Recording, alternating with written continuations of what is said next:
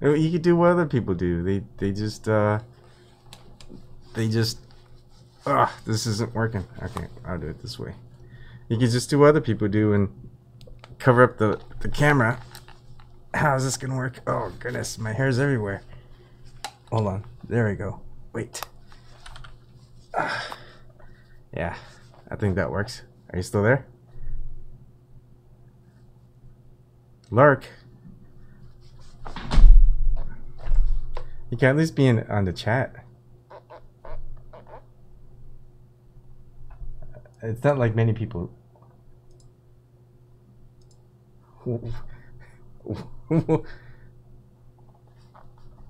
Only because I would put you under the spotlight. Because you. Okay. We'll talk some other time. Yeah. So Jerry's going back home already? Okay, I should check out if he's got any pictures. Alright, talk to you later. What?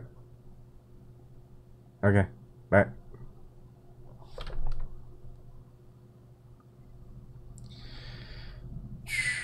Alright.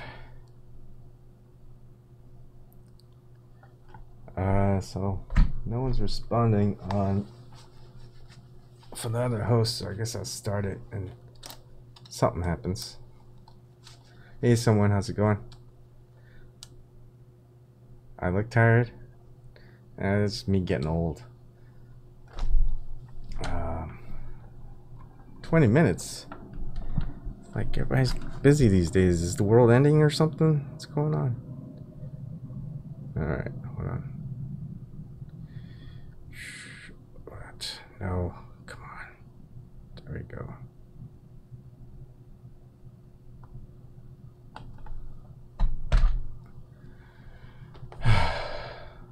Oh, where are you going? So at least have the wind going.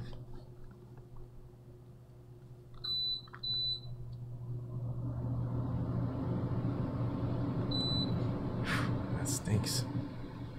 Okay, maybe not.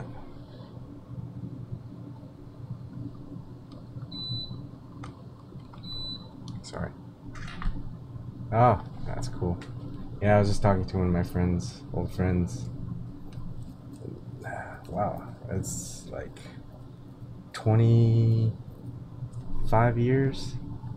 Yeah, it's rare to have old friends like that. So we're just talking about like some of our older friends just kind of just not responding to us anymore. So we're just kind of like, what's the cause? It just happens, I guess. I don't really dwell too much on it. Oh man, never gonna have clean clothes again. Hey Christian. No problem. It's a good week to be busy. You've got a 3-day weekend afterwards, so that helps.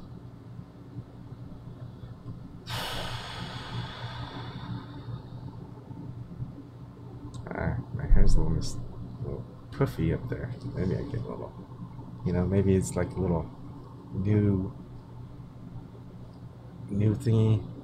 Yeah, it's just bothersome.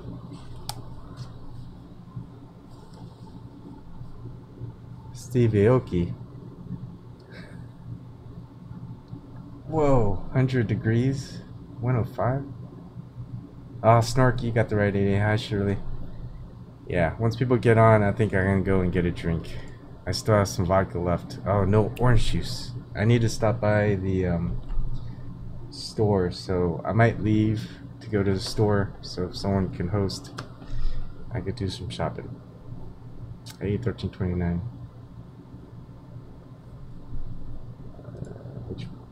Which spot? Now we've got like 10 channels, and you're I don't know where you would post.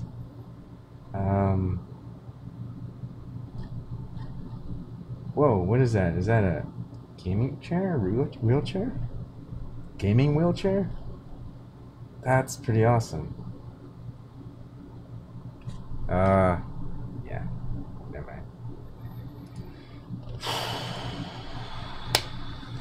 Okay. This is boring.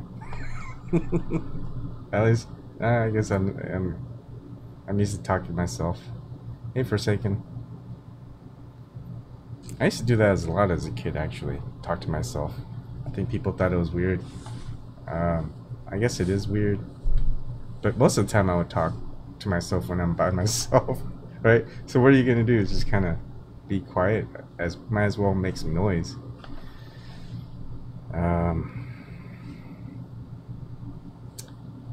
Left.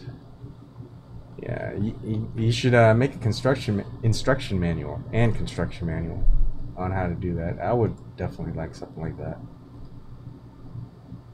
Wow. I mean, if I had more space, maybe. I guess it doesn't matter. Hey, Bram. Christian. Yeah, okay. Good, I don't feel alone now. Yep, self-talkers. No one's around. I'll just start muttering. I think that's why I mumble a lot. Because I'm so used to talking to myself. I don't need to be coherent, so I could just mumble when I'm talking to myself. Because I know what I'm saying. It just doesn't sound good when other people hear it, I guess. At least I'm not making up people to talk to. I'm just talking to myself is all. I haven't really done impressions while I'm talking to myself. Actually, I should try that. I'm not good at impressions anyway. Oh, that's good. Forsaken, you should record some of those conversations so we could hear it. Okay, thanks a lot, Bram. You guys are all in my head. That would be an explosion of yeah, if I woke up one day and I like looked at all my videos and it was just me talking like this, and I was imagining I was talking to other people, that'd be trippy. I think I would have entered the Twilight Zone if that would have happened. Oh boy. That would make a good story. Hey, Bram, how's it going? Yeah, seriously. Imagine that you go back to look at your videos. It is just that would be too damn funny. I'd laugh. Yeah, you would.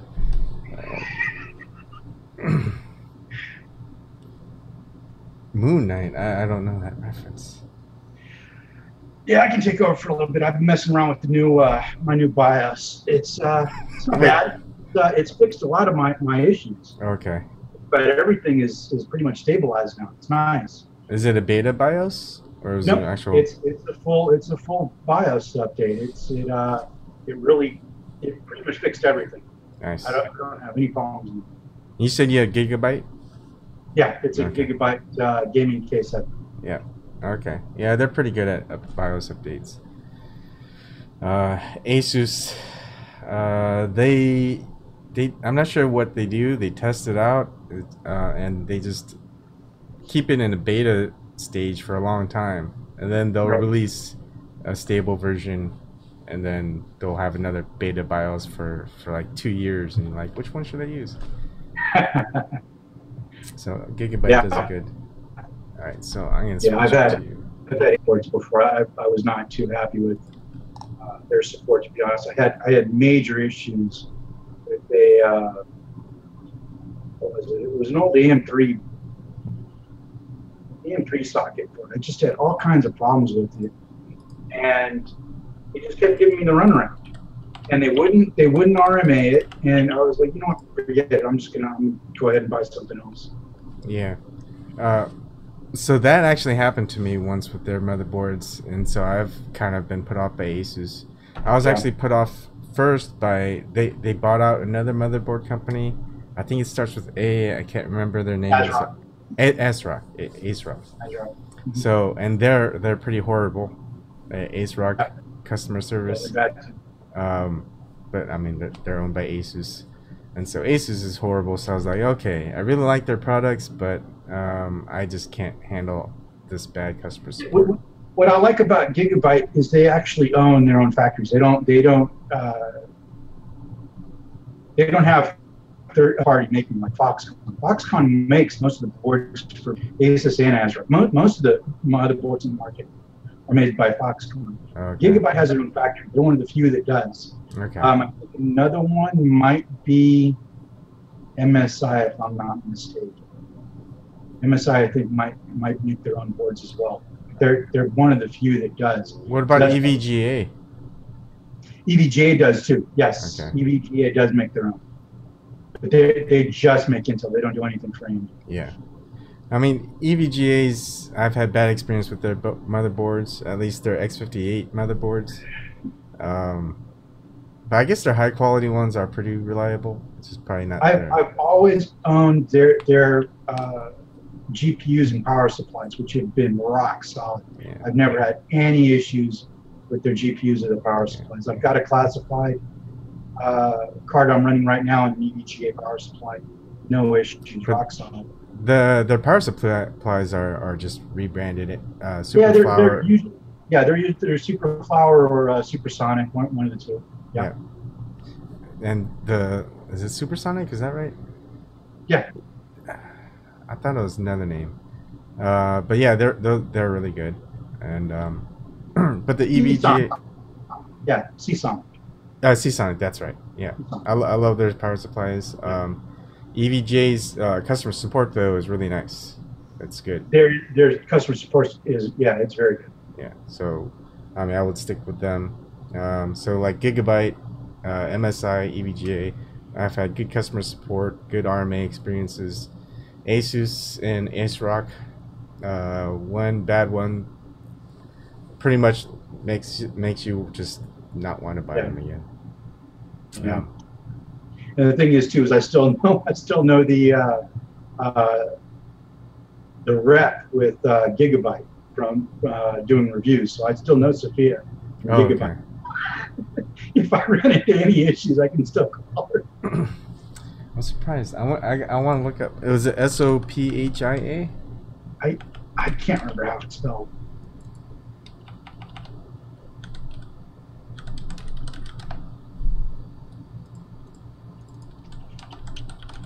I'll try the other one. Yeah, I guess. No. Sorry, just trying to see.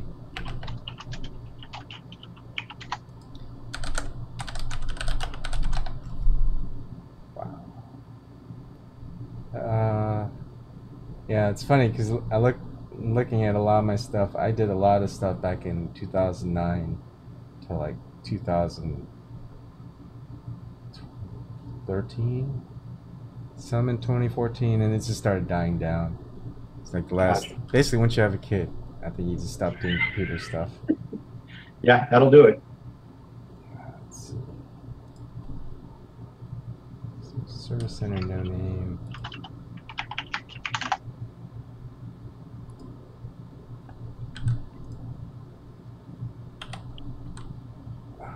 Jeez. Okay, anyways. So anything lately on the news? Oh yeah, did you watch Guardians of the Galaxy 2? Yeah, I watched it yesterday. It was pretty good.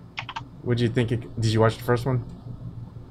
Yeah, I really enjoyed the first one. I thought the second one was not quite as good, to be honest. Yeah, it had like funny moments in the first half of the movie. Yeah. Then it started getting like serious in the second half of this volume 2. Yeah. And then it was more sad than anything, or like, yeah. I mean that's why they took it that way. Oh, what's going on with Broken Carpenter? He was in the hospital, it sounds like. Oh no, that's not good. Bronchitis and pneumonia symptoms. Oh, that's not good at all.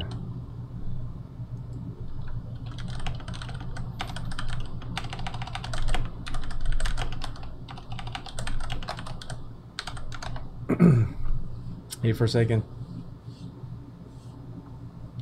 Oh, I think his fly is going away.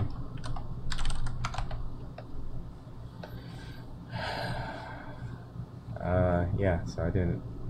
It is kind of hard to look at chat while we're talking. Yeah, it's a little distracting. Yeah. Hello.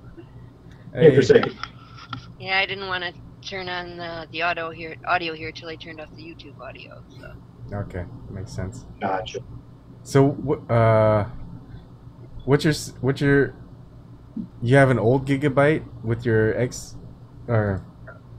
with your XP? Yep.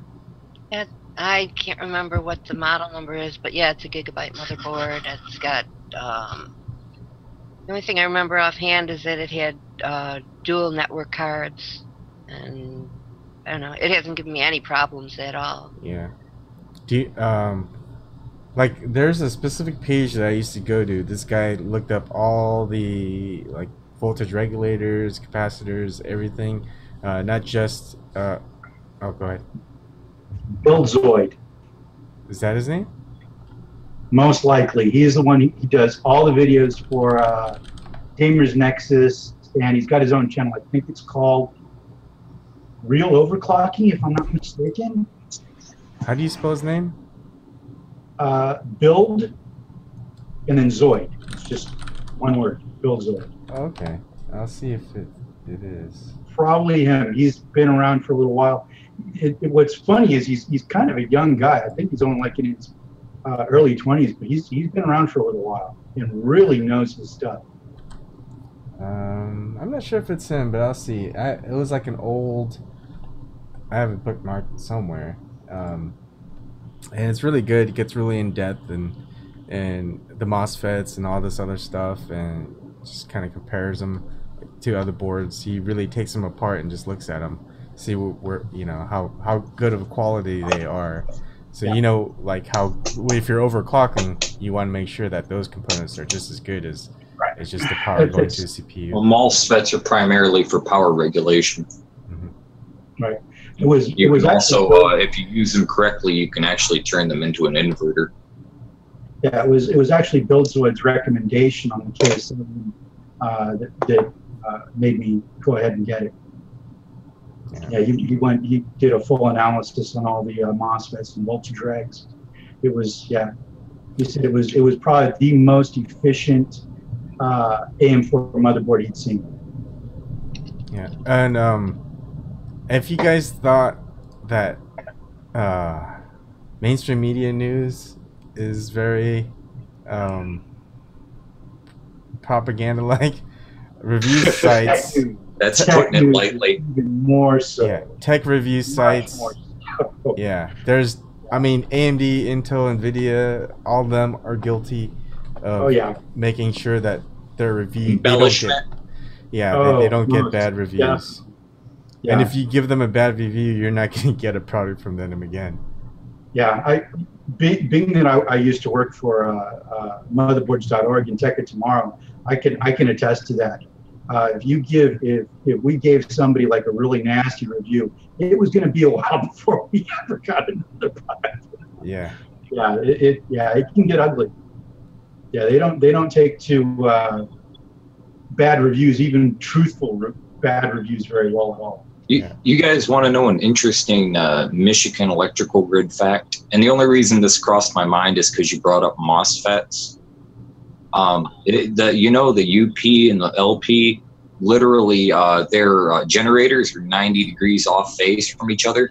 And to compensate for that and to connect them together, they use high power thermistors, which is effectively, it's not a MOSFET, but it performs a similar function as a MOSFET. And it allows it to switch it over to DC, and then they can convert it back to match the lower peninsula's grid, or vice versa. It's an interesting thing. I don't know why that crossed my mind. It just, the MOSFET made it pop into my head. Is there any specific purpose for them doing that? The grids are 90 degrees off phase from each other. They're not synchronized. Yeah, why do they have it asynchronized? You know how difficult it is to synchronize at least 50 or 60 generators that are large scale all at the same time without shutting everything off and restarting it all? I guess that makes sense. That makes sense. I mean, these things never turn off. I mean, the only time they turn off is if you have 8 other ones operating. I mean, these generators, think of the power grid like this. Think of a bunch of sticks on your fingers and you're spinning plates on them all. And you've got to keep them all balanced and going. That's basically your power grid. It works as long as that's a really simplified version of it, but it just shows you how difficult it can be to balance everything. Yeah. What was your question? Oh, I was gonna get back to Forsaken. If she knew if she had an Intel or AMD CPU. Intel. Do you know what kind? What model? Intel quad core 9550, I think. Oh, the old. That was yeah. Yeah, okay. I can tell you in a minute. Just let's see. It's funny because I think AMD made a 9552, and that thing was a piece of junk. It was very, very power hungry. Q9550. Well, Very keep real in mind, Q9550. Yeah, the Keep in Q95. mind this Yeah, I is don't know. 2.83 gigahertz. Yeah. This before. It's 8 years old. Yeah. That's the Core 2 Quad processor, and I was debating about getting that before I saw it was either that or go with the Phenom 2 X3. So I just went with that, and I didn't have a problem. It was just price per performance, really. But then Intel came out with the i7 920, and that one was pretty good. And that was a workhorse processor. That thing was a monster when it came out. And then okay, so much for when I built it, I wanted to balance price and how much it would cost to run it, so I didn't want anything that sucked up too much power all the way around on components, and but I also studied reviews to make sure everything I got was really stable. Did a lot of research before I did it. What's funny is people complain that computers are so pricey. They're not. They're cheap. I mean, you have yours for 8 years. I probably have one of mine that's for 8 years, 7 years. But all in all, it still cost me $1,500 altogether. Oh. It depends how you purchase. If you do all the work yourself and you purchase the right parts, and myself. I know, but if you really, really know what you're looking for and know what you're digging into, you can get a reasonably decent computer that can do just about anything you want for about $800 to $1,000. Or even less. I mean, well, it depends how willing you are to. It depends how willing you are to dumpster dive, I guess, and to go through used parts and things like that if you really want high performance for rock bottom price. Well, there's a lot of forums out there. Even Craigslist, people have them on there still selling stuff. And there's a heatware. If you go to heatware.com, hi Ariel, you can find good stuff now, because that's where people would get a reputation of buying and selling and trading. Is kind of like eBay, how you have a rep. So heatware was that for hardware. But now you can actually just buy, sell, and trade on heatware. Yeah, see, I don't like to do used on anything electronic. Well, if you know how to trace circuit paths and repair broken parts, sometimes it's more feasible. Yeah, and that's why when this seller rating or trader rating is so important. That's why heatware was really important to go to, because you know who you're buying from or something. And if they've got 100, 200 plus from all these people who are in the community, you can trust them with used stuff. And a lot of them, something goes wrong, they'll just give you money back and just ship it back, and you're set. So I bought my Mac that I'm using right now to chat on eBay, and I knew I wanted a 2012 model because I mostly bought this to do music recording and processing on. Laptop or tower? It's a laptop, yeah. And I knew that I wanted to be able to move with it. That's why I got the laptop. And it's also because I did almost 2 years of research before I actually purchased anything. And the newer ones are not as good. You ask anybody. The newer Macs, the MacBook Pros that they're making they're not as good. The 2012 was one of the best. the ones that they produced during that year for some reason. And so I went ahead and I did a ton of research. I actually ordered one, that was a 2011. I got it. I didn't like it. I sent it back. And then I got this one, and this one it's awesome. It's really, really good. It has a crazy ton of memory. And in some ways, you're almost more protected buying through eBay than anywhere else, because if there's something wrong with it for any reason, you can return it in 60 days. Yeah. Not a problem. So I've been very happy with this, and as a result, I paid about $1,000 for it. Which, if I had bought a brand new one with everything that this thing has, I would have spent well over $3,000 easily. Oh yeah, and let me clarify. If I'm getting something like dirt cheap for next to nothing, I'll pick it up used. Like I bought $50 computers when I started, and, yeah, but if I'm buying, if I want to. Yeah. Really, also, if I want to pay for something, I want to get something good, and I want the warranties. And Yep. Yeah. And parts warranty is important too. Bram, so loud with the reds. Sorry. Sorry. So what I like about certain computer components like motherboards and graphics cards, like Bram and I were talking, like MSI, EVGA, Asus, Gigabyte. They have the serial-based RMAs. So basically, as long as you have a serial, it doesn't matter if you have a receipt or not. They just you can return it by the serial from the day the first buyer purchased it. And so if it's a 3-year warranty, you know that they got released a certain day, then you've got however many years left. So the warranty covers resale? Yep. You can sell it to like 20 people. Everyone else could have sold it for within like a year, and if it's a 3-year warranty, you still got 2 years from the last person who bought it. Of course, if that's not a horrible warranty policy. Yeah. 20 people sold it within a year. I'm gonna figure there's something wrong with it. Yeah. Not necessarily. I mean, some people, like I know if I get something good, I'll like sell it to my brother or something. You know what I mean? It just, when I upgrade or step up or something like that. It just, I don't know. So it depends on the situation. And if you're keeping things the same, there's really no reason to upgrade.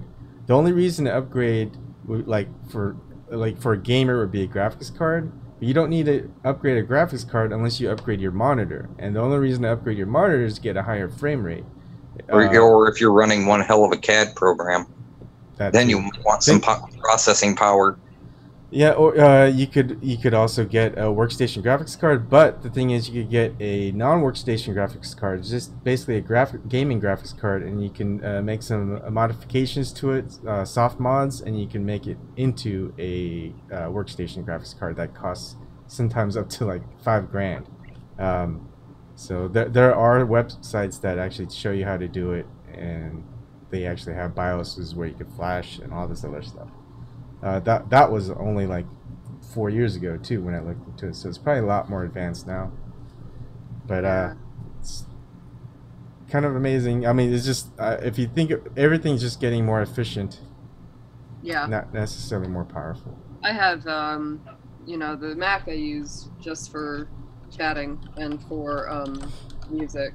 And I have a Dell Inspiron with a tower that I use like for all my other work, and I've had that for a while, and it's a very good computer. I've had like no trouble with it ever. It's very solid. So yeah. Snark. I wonder if the problems with the newer models, it's just kind of like the Surface Pro. It's just a lot of people have issues with it because it keeps breaking down. Probably heat issues, I would think. Yeah. That too. Most likely, yeah. They run really hot, and the other thing too, it's funny, people see that's like they use it as a selling point that the machines are lighter, like on the Macs, they're less bulky, but actually you want a little bit of bulk because when they're that flimsy, quality cooling components matter. They break easier. It's just the whole thing. I'm totally cool with an old one. I'd rather have this than anything coming out now. It's a little more road tested too, because after 5 years, you've got a lot of people reviewing it and telling you the pros and the cons. Which, when it's brand new, you just don't have that. And most of it's aluminum body, so if you drop it, bends, right, instead of breaks off, and It when absorbs bends, the shock. yeah, and then that would affect the heat. That might actually affect like some of the wiring, but when you have like those plastic ones in the past, you drop Oh god, a it's plastic, like an insulated box Yeah. that shatters when it breaks and it gets hotter than all hell. and then you just duct tape it, and then you're good. I'm not above using duct tape. I'll totally do it. The heat sink used to be part of the case, and back in the 80s, a big SCSI drive was meant to have 5 pounds of case steel to dissipate the heat into. Right. So if you had three hard drives, you'd have like a 15-pound steel case, and it was part of the thing. When we started making the portable ones, we ran into the issue of a center plate based portable computer, where you start with with what the keyboard attaches to, or what the motherboard attaches to. It's not able to dissipate the heat the way that an old case was. And our first ones were specified for up to 107 degrees maximum heat that they'd be exposed to, but they were shipped to Saudi Arabia. Oh god, the worst fucking place you could use a computer that overheats. Yeah, like 10,000 of them. How many broke within the first couple of weeks? We got all 10,000 back. But it was part of the specifications. We were making them to go to 107 degrees max. Wow. And suddenly we were sent back and said, immediately change these to make them so that we can take them to a much higher operating temperature. Yeah. And we even developed a new kind of robot to make the change fast enough for it to happen. And not a bomb robot. but again, the heat, the case, like you guys had said, was meant to dissipate the heat. The whole case was supposed to get hot, and then air moving through the case was supposed to cool it. So there was steel on the outside.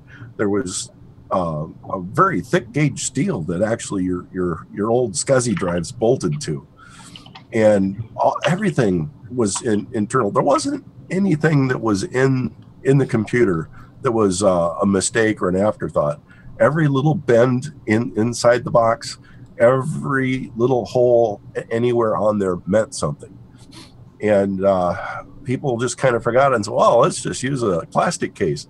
And the hard drive manufacturers struggled for years, to get used to the fact that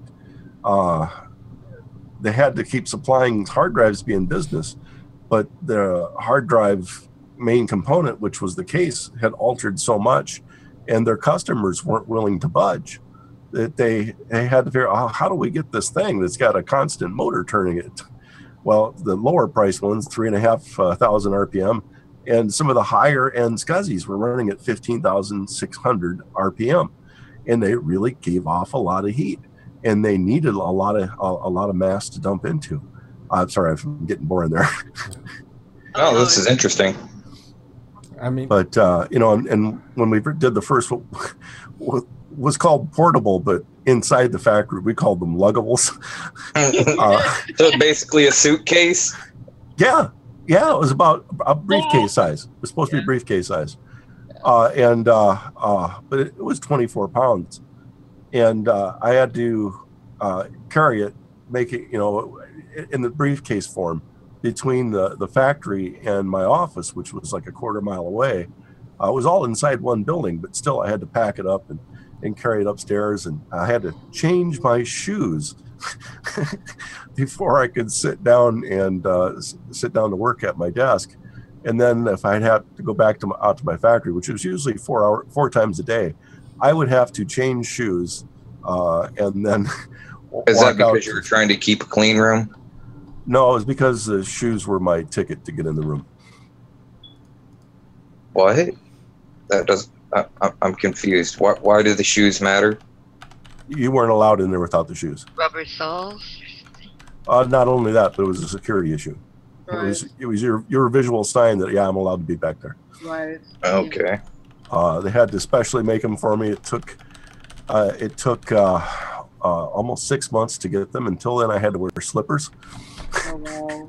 I had to check in with a co-worker with me while I waited for my shoes to get there.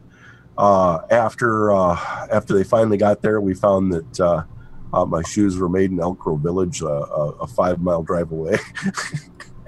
You could have just drove over there and got them. Oh God! They had to go through this large purchasing chain and ambiguation as to who the customer was. And did it get shipped 100 miles away before it got shipped back to where it was supposed to go? Went across the world twice. Oh, Jesus fucking Christ! And it was across the street, basically. You could have walked there and gotten it. Well, see, that's what I don't like about bureaucracy and overcomplication. We were 10,000-mile Caesar salad. Yeah, we were required. Just so you can get.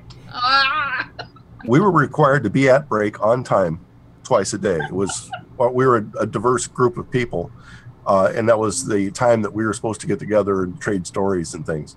So we were expected to be at break in black shoes at the break time, and any engineer that had to go to Elk Grove Village or the area was required to stop at John B. Sanfilippo's and basically buy a gallon of pistachios. Hey, pistachios are pretty good. And so we actually twice a week had somebody going across the street from this place. Oh, wow. But, and they couldn't pick up your shoes while they were there? No, what the fuck? They could not let them know who the recipient of the shoe was going to be. It's so retarded. What kind of Cinderella crap is this? Yeah, the prince had an easier time finding the shoe owner. Yeah, going door to door. It took like 100 signatures to get my shoe. Oh God! Is that per shoe or for the pair? For the pair, and Crazy. Oh, I figure out with how much bullshit and how far it got shipped away and all the crap you had to go through, there'd be 100 signatures per shoe. Yeah, my supervisor was so happy to hand me the box of shoes.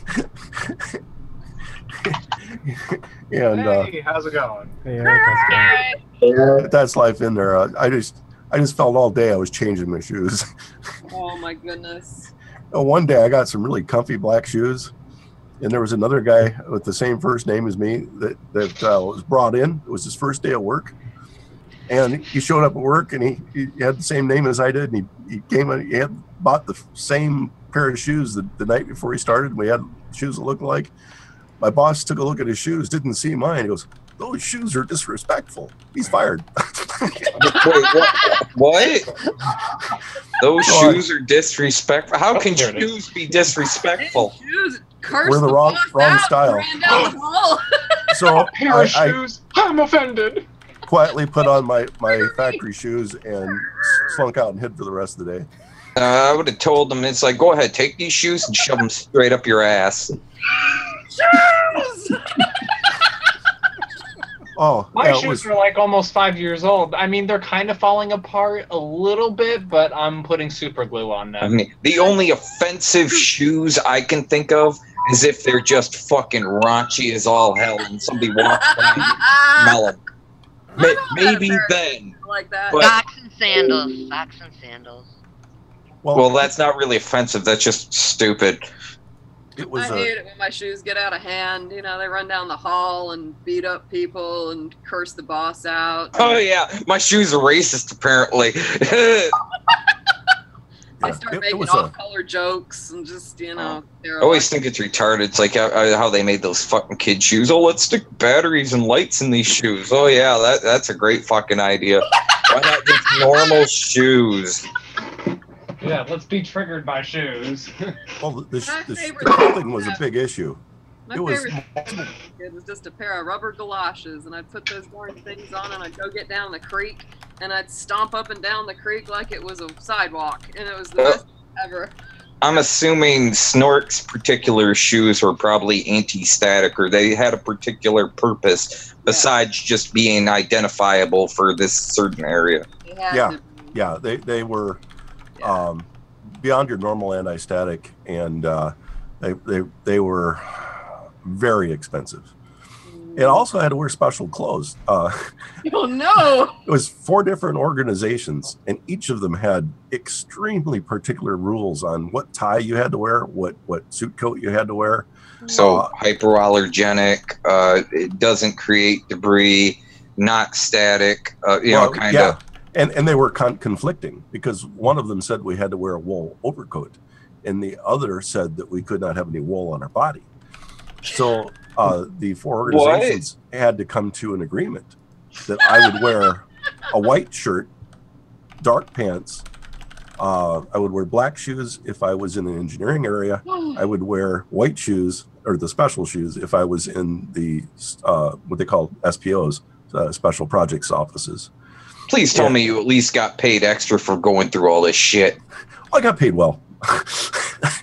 But, the only thing that it did not require me to wear specified was my underwear.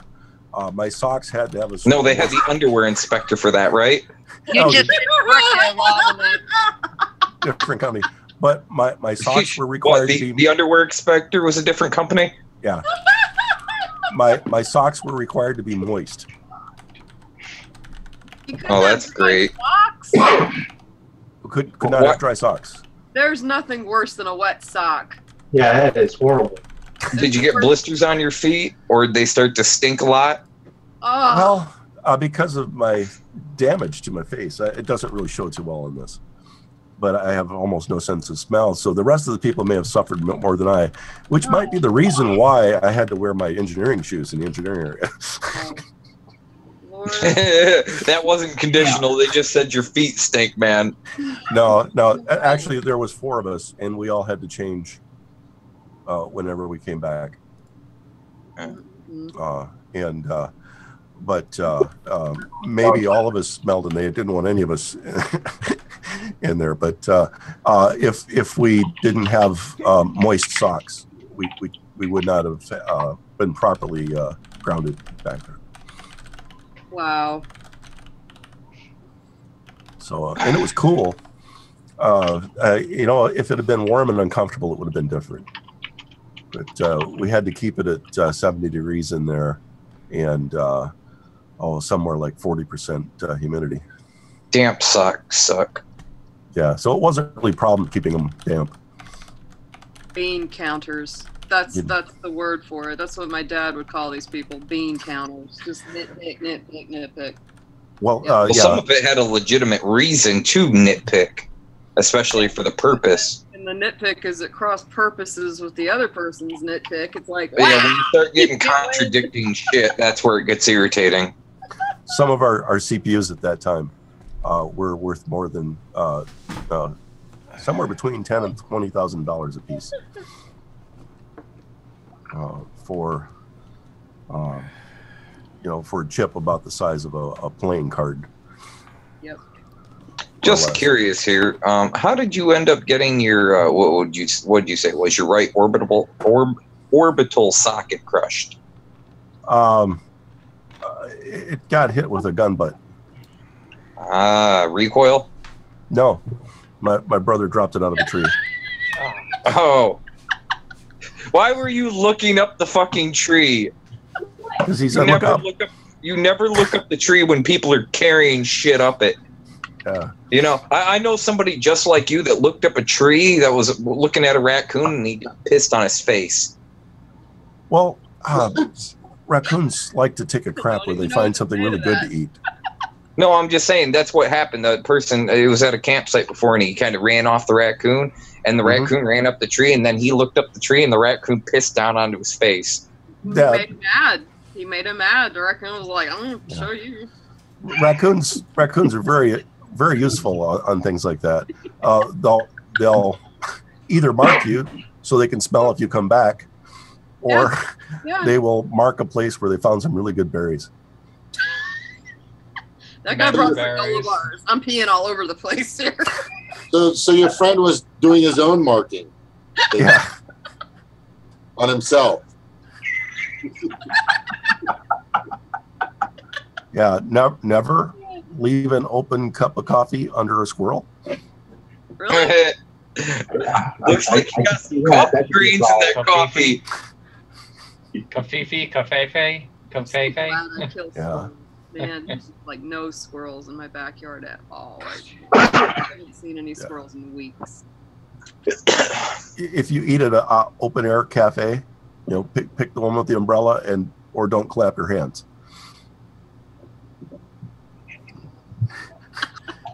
I don't know. I don't really go out and eat. I mean, if you've ever worked in the kitchen of these places, you'd realize you don't really want to fucking eat there.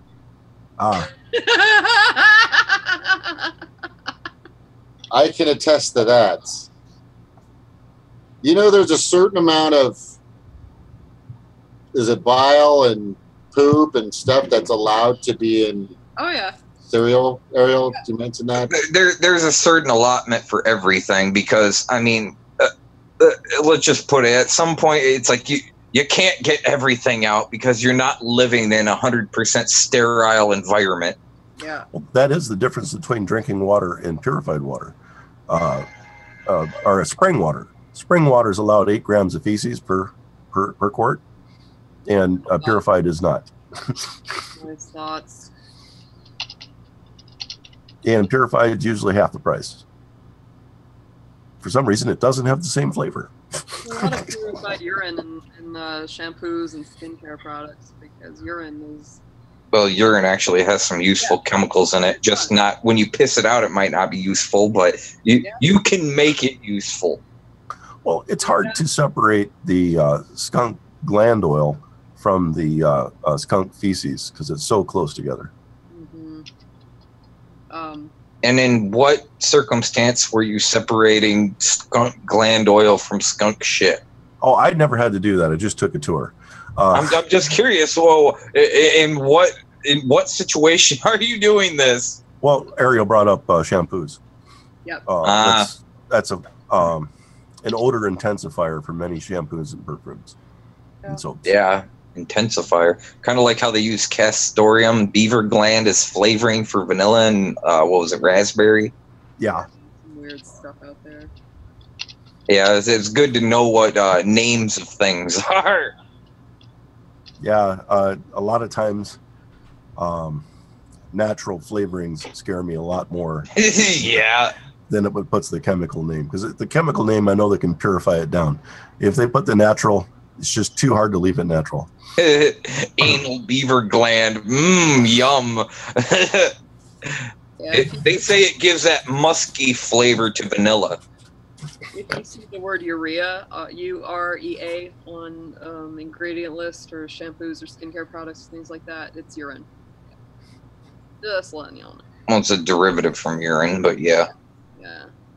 But I mean, now, way back in the day, Scottish women, I mean, urine was a huge part of processing wool because the urine made the wool softer. It has a certain amount of acid in it naturally occurring, so it would soften it to the point where you could really pull it out straight and process it so that you could dye it, and of course you'd clean it. But yeah, I mean, it was like, it wasn't just wool of the sheep. Who wants to wear wool that smells like piss? Yeah. Well, I believe that's how they discovered birth control, or the birth control pill was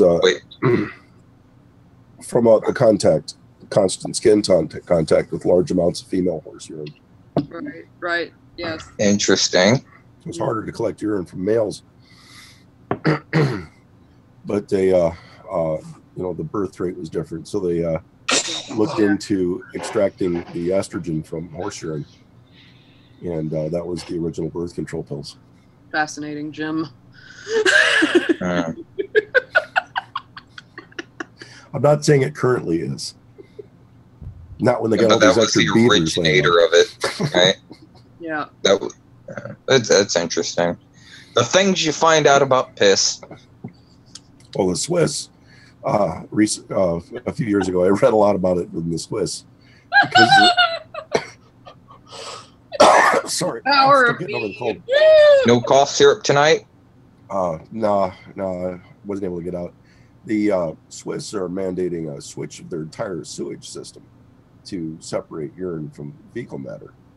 And they're recollecting it for all types of alternative energy projects and recovery projects. Probably a good idea. Yeah. Well, but how do you implement it in a reasonable manner where people can still just use the toilet? Well, in a lot of European countries, they're very quick to do things that you say that this is the irresponsible, or not irresponsible. This is the ecologically responsible thing to do.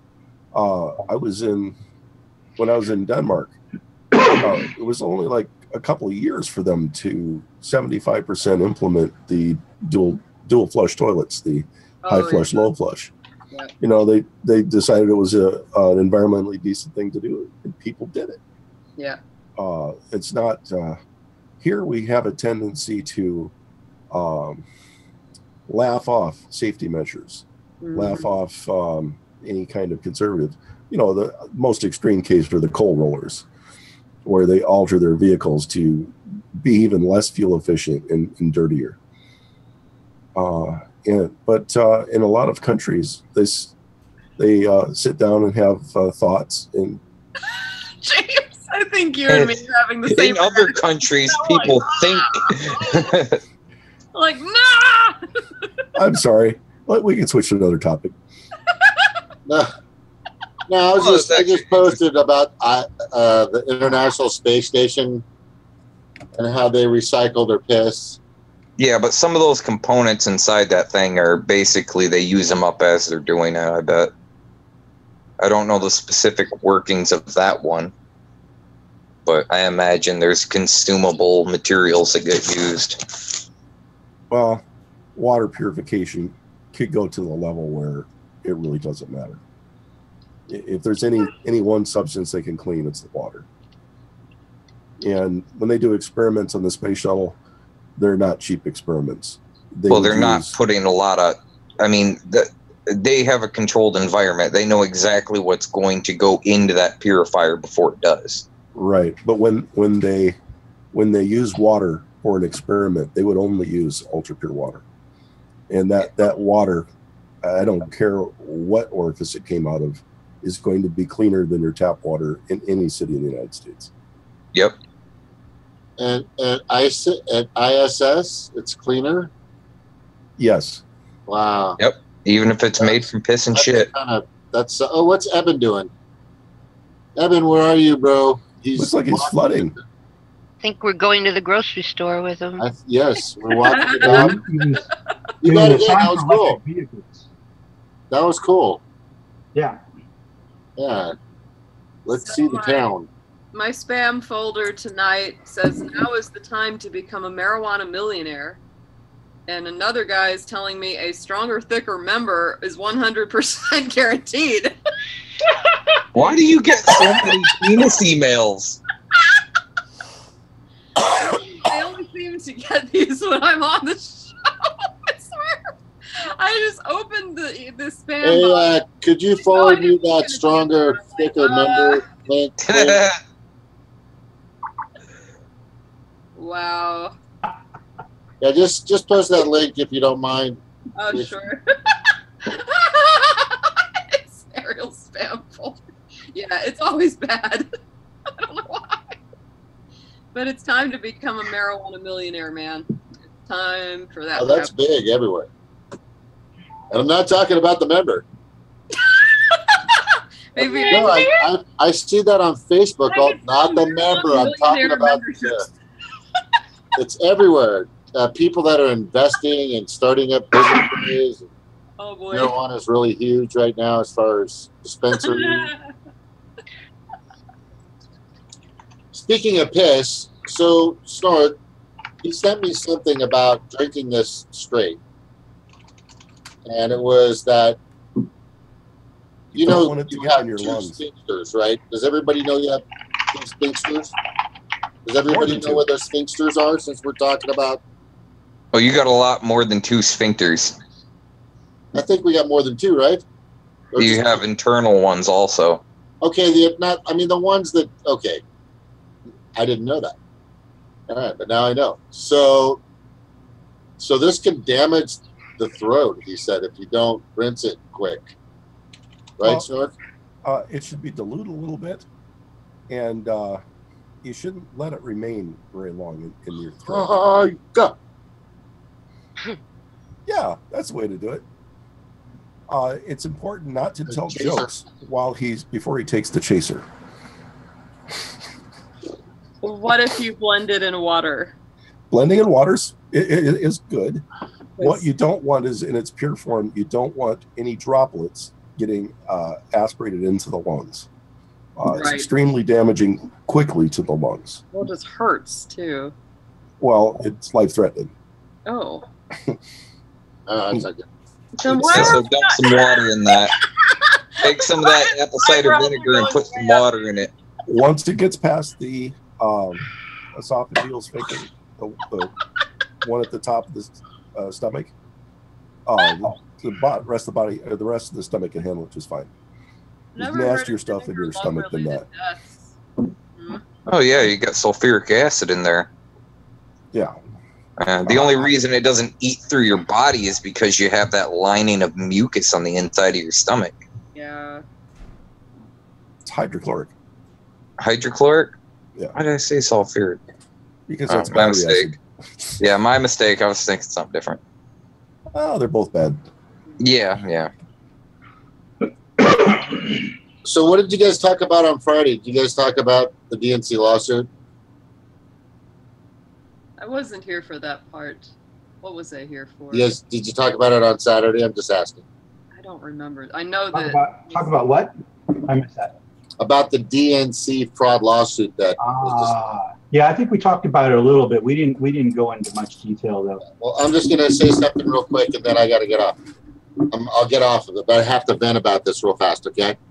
So I had mentioned this to Jared. He's on my Facebook, and to Liz, and I said, you guys need to get, and this is a long time ago, to find some support from a politician that's progressive, that was for the Bernie people, to help you guys to market it. And I'm not talking about making money. Everybody says, when you hear the word marketing, you're thinking of money. But I'm talking about advertising, promoting it, getting it out into the mainstream. And they never did that. Yeah. They never really asked anybody to support it or mention it or anything like that, which I thought was kind of strange. They should have. They should have had people doing that. I was trying to do that. I was trying. What are you doing, Snork? Hold on, Kevin. So the other thing was that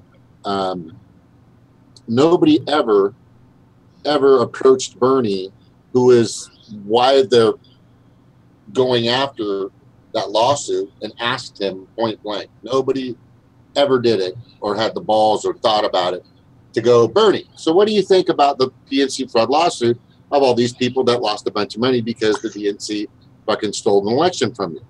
That never happened. You supported nothing. Okay, go ahead, Kevin. Actually, somebody did go face to him and ask him that, and he just kind of dodged and avoided it. Well, when? Where? I believe that was about 4 or 5 months ago. Yeah, I do remember somebody trying to ask him. I can't remember who it was, but I do remember somebody approaching him. So he dodged. Basically dodge it. Let's see. Yeah. That's why I say all politicians are liars. Yeah, he did basically dodge it. Although I'll be honest, I can kind of understand why, because if it fell apart, it would look bad on him. And the other thing is, I don't think. Here's my big problem with Bernie, is that I think he's too tied to the Democratic Party. Yeah. And I don't think he wants to feel responsible for its demise. Yeah. Yeah, that's kind of my problem. Oh, and that's the funny thing problem. is, if you... Oh, sorry. Go ahead, Kev. The funny thing is, if he was responsible directly for their destruction, he would have an even larger group of support. That would be my thinking, yeah. Yeah, if he actually stood up for that, if he actually supported Jared Beck and Liz Beck and said, you know what, I want the people that supported me to be compensated. I want them to to know what happened. I want them to have justice brought to light. You know, that would have been a great stance for him to do, which would have gave him way more popularity and just more substance to what he's doing instead of prancing around with frickin' Perez and all this other shit. I don't know. It was anyway. That pissed me off this entire weekend. Besides that fight being stupid, did you guys watch the fight? Anybody watch the? You guys know what I'm talking about? There was a McGregor. Oh, I know what you're talking about, but I didn't watch it or didn't really care for it. It's for those people who want to watch it. I normally don't watch fights. If I want to watch people hit each other, I go and find an Antifa protest.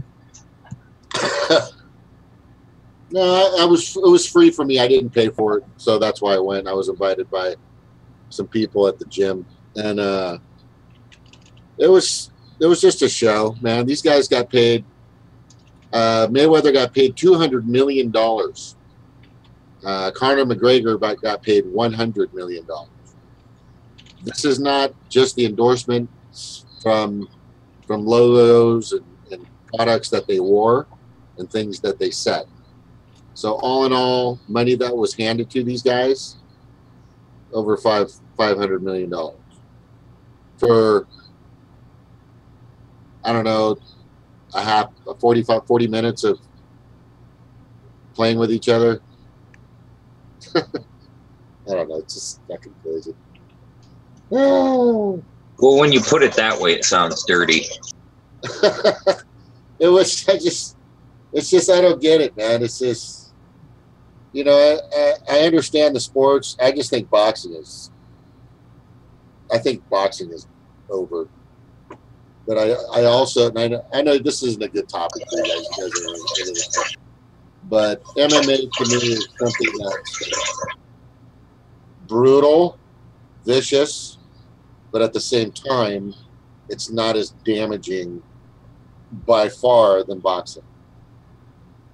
By far, you know, and the people that actually fight in MMA can actually speak 20 years after they've been in MMA. You know, it's not as, you might see some blood and a couple of hematomas and, you know, maybe something broken here and there, but compared to the damage that boxing has done to people and kids, and it's pretty bad. It's pretty bad. Well, I just think it's a more well-rounded discipline, that's all. These days. But I do like watching the triple jump. These days, computers and over-athleticizing kids in general is beating the crap out of them. You've got like 15-year-olds getting, you know, muscles in their shoulders replaced and shit. Those are things you shouldn't have to deal with maybe ever, or in old age, because they've got them out there pounding the crap out of each other. Yeah. And also, of course, you know, you talk to any chiropractor, they said they see younger and younger and younger people all the time for neck problems, back pain, because kids are all hunched over these computers from like birth. And so now they've got all this damage by the time they're really young. And it's just like, oh my God, is it really worth it? Is it worth it? There's ads in the paper that show a little kind of cartoonish guy going. Yeah. And then they have a you know, blip, blip, blip with an arrow pointing. Do you have cell phone neck pain? Yeah. Come and see your chiropractor. It's a real thing. You're going to have 30-year-olds with hunchbacks running around before you know it. Yeah. The other thing is sports. I mean, I'm all for sports and stuff, but I don't like the fact that they have kids fighting. Right. You know, I have like 4-year-olds all work, you know, dressed up in this technical gear. They've got to have the $100 moisture wicking technical shirt and the thing and the stuff. You know, it's like, you're 4. Go play with a stick. Go jump in the creek. Go catch a bug. You know, it's just, I don't know. I never had to go do sports. Number one, I hated like aggressive sports when I was a kid, so I never wanted to do it anyway. But we played outside all the time. All the time we were outside. You know, it was way Yeah, of but life. there's moms. Check this out, and there's kids that have like 3 sports after school. They'll Yeah. have lacrosse, basketball, and soccer, and then like 3, and then they have band, and then they have fucking homework. I know. Fucking Jesus, man. I know. When you I know, was taking and a show. you know, I'm not going to name people. My ex, but she started doing that. I said, no. He's got a sport. He's got his homework. That's it. When I was taking Aikido, after I'd been there about a year, these 2 kids started taking it, and it was pretty much our teacher's policy not to teach little kids. The girl was 12, and he said if she'd been any younger, he wouldn't have let her join. But these kids were so overscheduled. I mean, this girl, she was doing piano, trumpet, soccer, Aikido, something else. And by the time she would show up at class in the evening, these kids were practically dead. I mean, they were so tired, you couldn't even instruct them. I would with them sometimes, and I was like, kids like that, give them 10 years and they go postal. I was just like, sweetie, Exactly. go lay down. Take a nap. You shouldn't be trying to do this right now. And even my teacher, Larry, he was like, I don't know what these parents are doing to these kids. But they come in here and they're falling asleep because they are so wiped out. Oh, and then they stay up for 3 hours doing homework, so they don't get to bed till 1. Then they got to be up at like 5. Yeah. Teenagers need more sleep than almost any other age group. And, you know, these kids are completely sleep deprived, and people wonder why they're flipping out. Greg told me tonight that someone that goes to his son's school, his son is 15, committed suicide over the weekend. Yeah. 15 years old, you know, and it's just like, I'm done. And you kind of don't wonder why in some cases. It's like, I get it. Why would you want to do all this? The psychological damage done, particularly to an adolescent brain under sleep deprivation, is horrendous. That's a horrible thing to do. Yeah. It's abuse. To me, that's abuse. That is abuse. That's ridiculous. It's abusive. I know how I feel when I don't get enough sleep, and I can't even imagine. I mean, when I was a teenager, I felt like I needed to sleep all the time. Yep. You know? That's all I did was sleep. Yeah. That explains a lot. It's like being a lion. It's just like, I'm going to sleep for 22 hours. Yeah. Oh, but I would get up to watch Saturday morning cartoons. Oh, yeah. That's about it. I still get up to watch Saturday morning cartoons. While you drink vinegar. Yeah, there's too much. My older one did basketball, a geometry class. Yeah. And started football. And I told her, I said, this is kind of personal shit, but for any mom out there, I just think, you know what? Don't stack your kid up with too much shit. Even though they said they want to do it and they really want to do it, don't fucking do it. It's not worth it.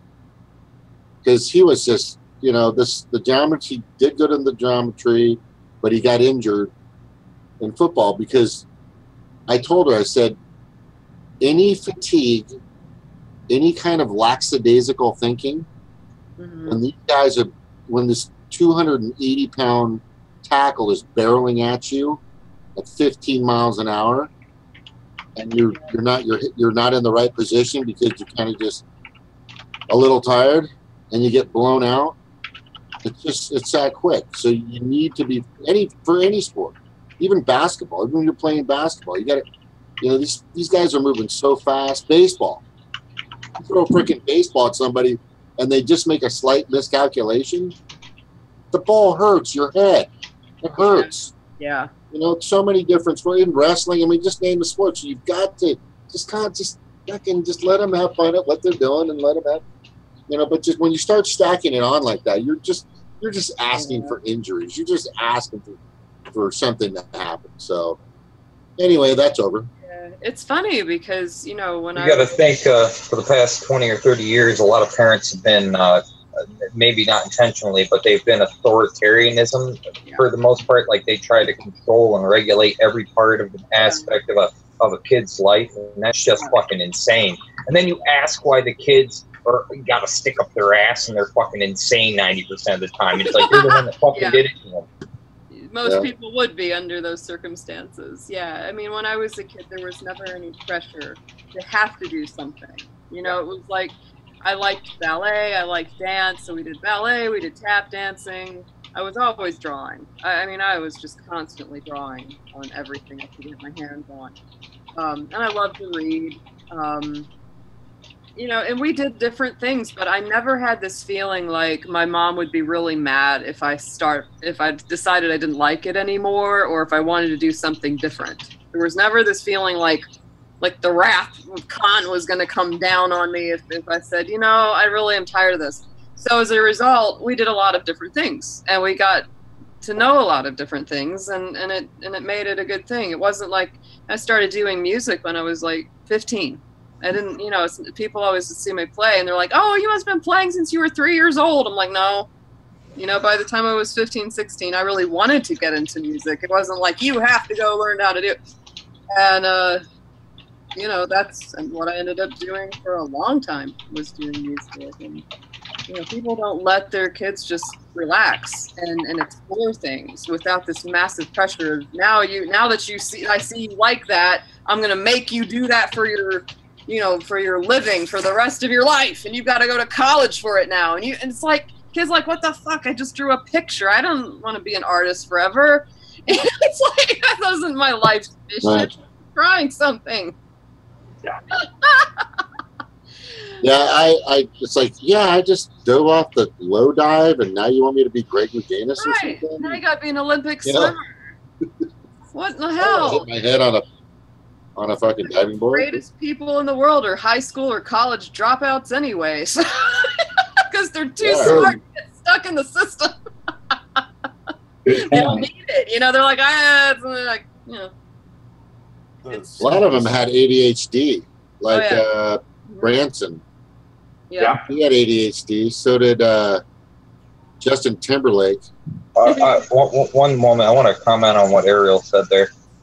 Yeah, I guess effectively you could call me a high school dropout. But then when I went to the college, I passed all my courses with A's. And when I went to go do my GED, I didn't even have to study. I just went in, did it, passed it. You know, so the high school education really, half the time it makes things worse. I mean, it depends on how it's done. Sometimes it's just like, they'll try to hammer shit into you you'll never fucking need in your whole life. Yeah. I was just lucky with the homeschooling. You know, I got the homeschool from my mom, and then she made sure that we got out and, you know, that I was able to do things in groups. So she would find art classes and community, you know, art classes and dance or whatever, and we'd go do it. So I got to, you know, have the socialization that way and do something I enjoyed doing. And I don't know, it was just so much better. It was just so much better, you know. And I don't know how kids get through schools because of just the bullshit. Not just that the teachers are overburdened, but the kids are so nasty. It's like, you gotta be fighting these fucking kids off just so that you can try to learn something. And it's like, yeah, stop calling me names. Let me freaking read a book. The schools have gone downhill substantially. I mean, even the colleges. Like, I've called my teachers out on bullshit so many fucking times. I mean, it's really, it's fucking ridiculous, honestly. Yeah, it is. Like I said, we need a full redo. We need a full do-over.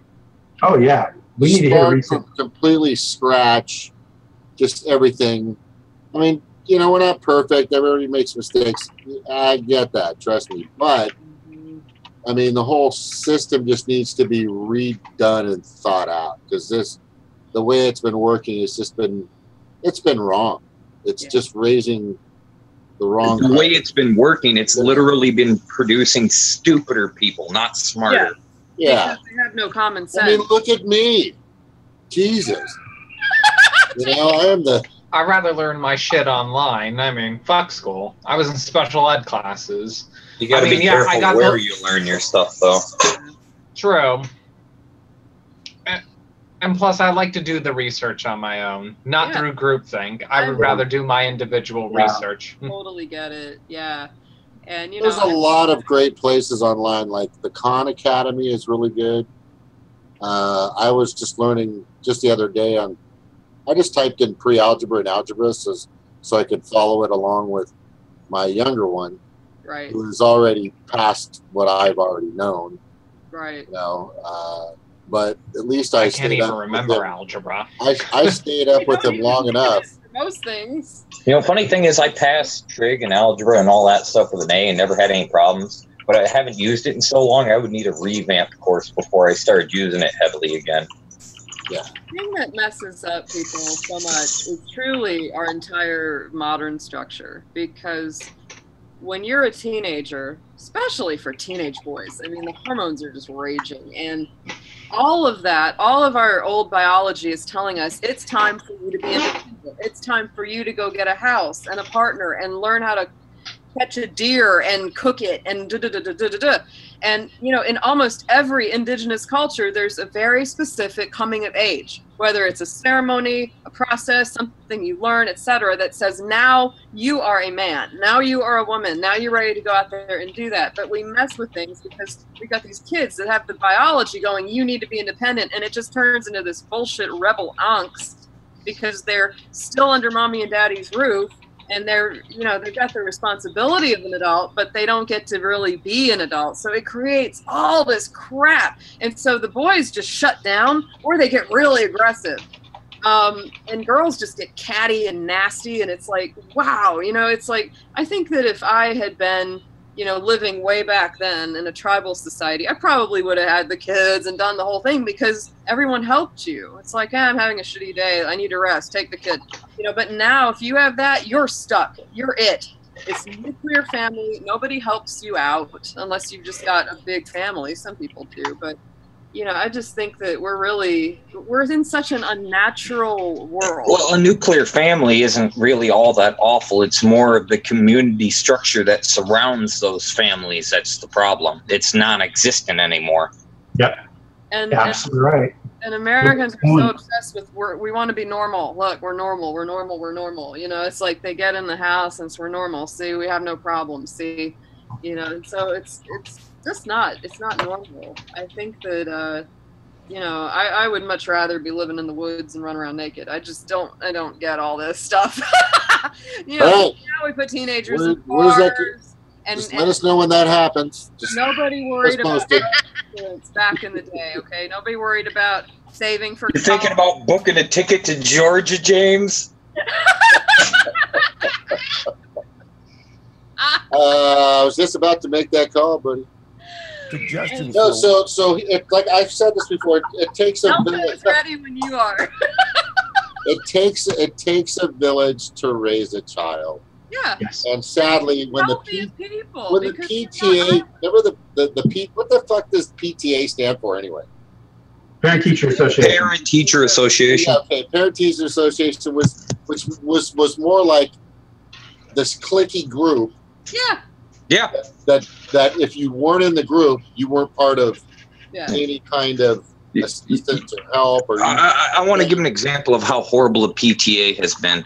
All right, at least in Michigan, or just those associations like that. Maybe not all of them, but there are problems. Like they've literally took kids and bust them down to Lansing without any permission or whatever to try to get a fucking seatbelt law passed. They tried to use these children as leverage. What? Yeah. Yeah, they will fucking do that. These are disgusting, evil people. Yeah. PTA is just groupthink anyway. Come on Not over. all PTAs. I want to emphasize that. Not all. Some do legitimate, decent work, but sometimes they get such a stick up their ass and think they have to fucking control everything. That's And a fact. end up just starting to try to manipulate these kids, brainwash them, use them as figureheads and leverage and political means. It's absolutely fucking disgusting. Oh, And people I need to agree. be in a goddamn jail cell for doing that shit. I think Kevin wants to line these people up with a Uzi. I'm feeling that right now. No. but- I'll give them a fair chance at living. I want to find a nice lake and tell them to swim across it, but the lake's filled with alligators and shit that'll eat them. Piranha. You guys' version Possibility of of PTA, you guys' version of PTA sounds like something out of a movie or something. What was that? I'm sorry. When I went to school, it was just whatever parents wanted to join the PTA, and it was like a school in the neighborhood. And Like I said, there are exceptions. There are exceptions. But most of the time, it's come on over. But the larger ones become a problem. Let's tell you what a disappointment your child is. Woo! It's gonna be great. Rooting for the Gators. Yeah, the experience I've gotten from PTAs is just The same thing can be said of the wanna get teachers involved union. in the politics, and they start yapping, and there's fucking gossip and crap that goes on. Oh, did you hear about Fred and Wilma? They're fucking whatever. The same thing can be said for the teachers union. I mean, sometimes they're completely legitimate and they support higher education and they completely try to stay out of politics, but they try to inform people correctly and factually. And then there are other times where they just try to fuck everybody. You know, it's same thing with workers' unions. Sometimes you have the hierarchical structure ones where no worker whatsoever has any input in it, but somehow it's still a union. Right. Yeah. Yeah. Yeah. No, it's not a natural construct, you know, and to me, it's actually shocking that more people don't just flip out. It is. I mean, it's surprising how people just kind of hang in there with it, more or less. I think I always sort of, I don't know, even from the time I was a little kid, it's like I kind of felt like there's something wrong with all of this. There was a sense in me. It's like something about all this just ain't right. There's something funny about it. Schools, churches, the whole way the world works, it just seemed pretty effed up to me as a little kid. Even it was kind of like, I don't know if I like this. Seemed like an artificial construct that was eating itself. Yeah. I can tell you why there aren't more people flipping out. Just take a look at the number of kids or the percentage of kids in this country that are on drugs. That's right. Yeah, you did it. That's it. Yeah. I'm talking about the stuff that's prescribed to them. Yes. That's why. Yeah. Otherwise, it would be an epidemic. They start to act up a little, or they act like, I can attest to that because I have had a doctor when I was younger say I was ADHD and I had problems and all this. But no, it's either I did the very best in the class or I told them to go fuck off. Right. Yeah. Yeah. Yeah. Funny enough, when I was very young, when I was in grade school, you know, I was like the perfect student. I didn't give anybody a hard time. I was quiet. I was respectful. I was very creative. You know, anything that had anything to do with creativity, I would just excel at.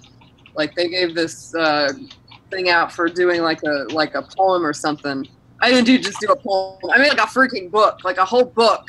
And I wrote down all these poems and I drew pictures all around them. And I was in first grade and they were like, it's like, what? No other kid does this. It's like, yeah, because when I go home, it's like I'm encouraged to just be myself. And my sister was kind of hyperactive. They wanted to give her Ritalin back in the 80s. I will never forget that. My parents would do it. My parents said no. And Dr. Denmark. You can actually look, a lot of doctors, there's a couple 100,000 that I just know of that have basically falsely reported ADHD and all these learning disorders that the kids never had just to get them on drugs. Right. Well, it was completely based on a lie with no actual evidence, facts, or nothing. The Montessori style of teaching has actually caught on in some places. And in a lot of ways, you could argue that's very much what my mom did with me. You know, it's like she didn't realize that that's what she was doing, but that is what she was doing. It means you teach the subject when the child is ready. Not, you don't push it on them when they don't grasp it. Some kids can't do math at 5, but wait till they're 9 or 10. Then it's like, oh, suddenly makes sense. Well, then you teach it, right? You don't. Well, introducing it to them early is a good thing to do, but overloading them with it isn't. That's the whole point. And so some people are ready for things at certain ages, but it means you can't do the one-size-fits-all kind of education that we try to do. It doesn't work. if you go to that model, because it's a much more hands-on. Montessori schools have much smaller classrooms because the teachers are really paying attention to each individual and what they're getting from them as far as what they're ready to learn, what they're more able to absorb, and when. So it's you can't have 50 kids in a class and do it that way. It doesn't work. As a result, of course, Montessori schools are usually more expensive. Sometimes you can get a public one that's cheaper, but still, it's not going to be publicly funded, and it's a shame. Yeah, because there are better ways to teach. There really are. There really are. Yeah. All right, everybody, I'm out of here. Good night. Good seeing you. Have a good night, Christian. You take care. Have a good one. Take care. Night, Christian. Good night, guys. Good night. What age the kids are for learning math. It's important what time of day and how long they've had sleep. Yeah. It's like 10 o'clock and 2:30 are the best times for a kid that has no concept of geometry or trigonometry or trig. If you take a look at what time kids fail, it's when they're hungry or when they've just eaten. The other thing, too, is most kids are eating very poorly. They're eating a lot of simple carbs and a lot of sugar usually when they first wake up.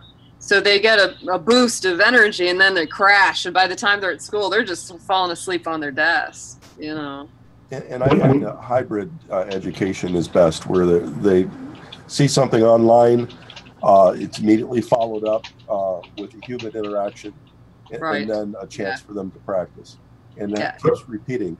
So one teacher could actually be spending more one-to-one time with the students. And then I still personally believe that that teachers should be limited to 4 contact hours of teaching per day. This paying the teachers poorly and then making them work 10-hour days is just unacceptable. Make them be paid well, and let them put prep time in there, because the next thing is the kids aren't going to get good schooling if the teachers are too tired to teach. That's true. And if they're not prepared to teach. So that shouldn't be extra work that they have to do at home. That's part of the job. So they should be spending 4 hours a day preparing for the next day or doing follow-up work. And another teacher should be stepping in for the afternoon. Right now, they're trying to pack 10 hours on each teacher at work and 2 hours at home. No, actually, it's worse than that. It's worse than that, Snark. I agree with what you're saying, but it's actually worse than that. It's more like 5 or 6 hours for the teacher at home doing shit. Yeah. That's just from around here, and those college courses and crap. I mean, it's like you could tell some of these fucking teachers didn't even have their head on straight. And the competition amongst the teachers is getting horrible. So many teachers are unemployed because schools feel that they go with the DeVos method of reducing the number of teachers because you can't have teach or students get too intelligent. So the teachers have to not only be constantly worried about, do I have enough money to live? How am I going to get through the hours? They have to be taking night classes to get the next degree. Yeah, I've actually seen that before. I was in a couple of the classes with the teacher. Mm-hmm. And then there are classes of like 40 people in them, 40 kids. I remember having lots of trouble with math when I was from elementary school on. And I remember that all of my math classes were usually the first class in the morning. I can't think at that time. Are you kidding me? All my classes were that time. Now when I took math, when I started taking math in college, I started getting straight A's, and I'm like, why is this stuff so easy all of a sudden? And it's because I was able to schedule the class ready to actually learn it. I mean, toward, I'd say 10:30, 11 o'clock in the morning, I was ready by that time to actually start, processing that crap. Yep. Yeah. It's so funny, Snork, what you're saying about the timing and all that, because I can remember when we were doing homeschool, those were kind of the times when I was more on. I was never ready to go at 6 in the morning. I've always hated early mornings. So if we started at 9 or 10, it was great because it's like I felt more rested and I could take things in. It's still that way. If you're tired, you just can't learn something, even if it's something you really like. First things a kid should do in the morning is have the exercise class. Yeah. And they should have a private shower, not a group shower. Yeah. Afterward. There should be some socializing time after exercise. And so, we have all these. You got to think, Snort. These schools are designed like prisons, literally. Some of them actually have blueprints. Yeah. It's funny you say that, Kevin, because the Riverside Middle School, Riverwood, they always name it some dumb thing like that. It looks nothing like river or woods. It's like a prison. It was designed by an architect who designed prisons. There are no windows in this school. It is awful. I went there and visited once because I had a friend who was going there. And she's like, "Oh, Ariel, since you're homeschooled, would you like to come to school with me one day and experience what it's like to go to a public school?" And I was like, "Sure." So we got on the bus and we went, and I was like, "I would lose my shit here. There's no windows. What do you do? I feel like I'm going to claw my way into the ground just to get out of here. Shawshank style." I can remember. My high school was kind of like that. Oh.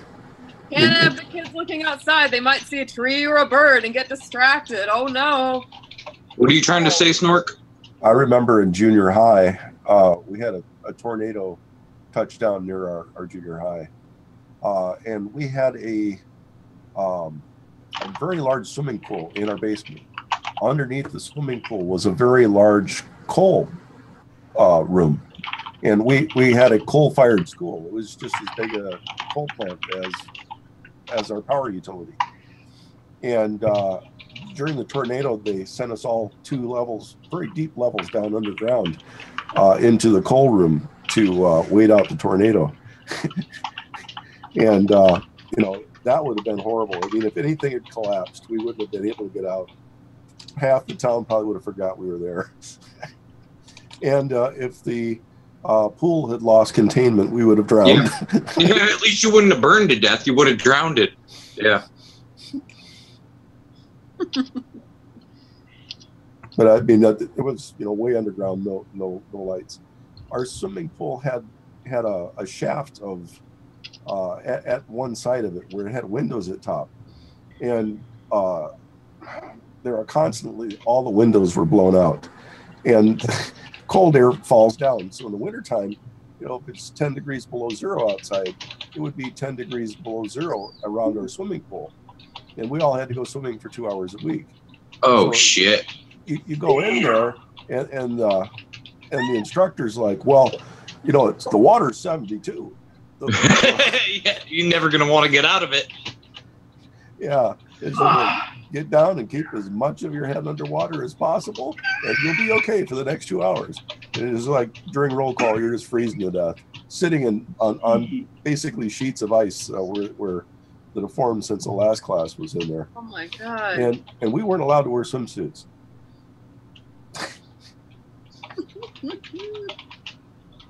So it was a very cold 10, 15 minutes to get our roll call.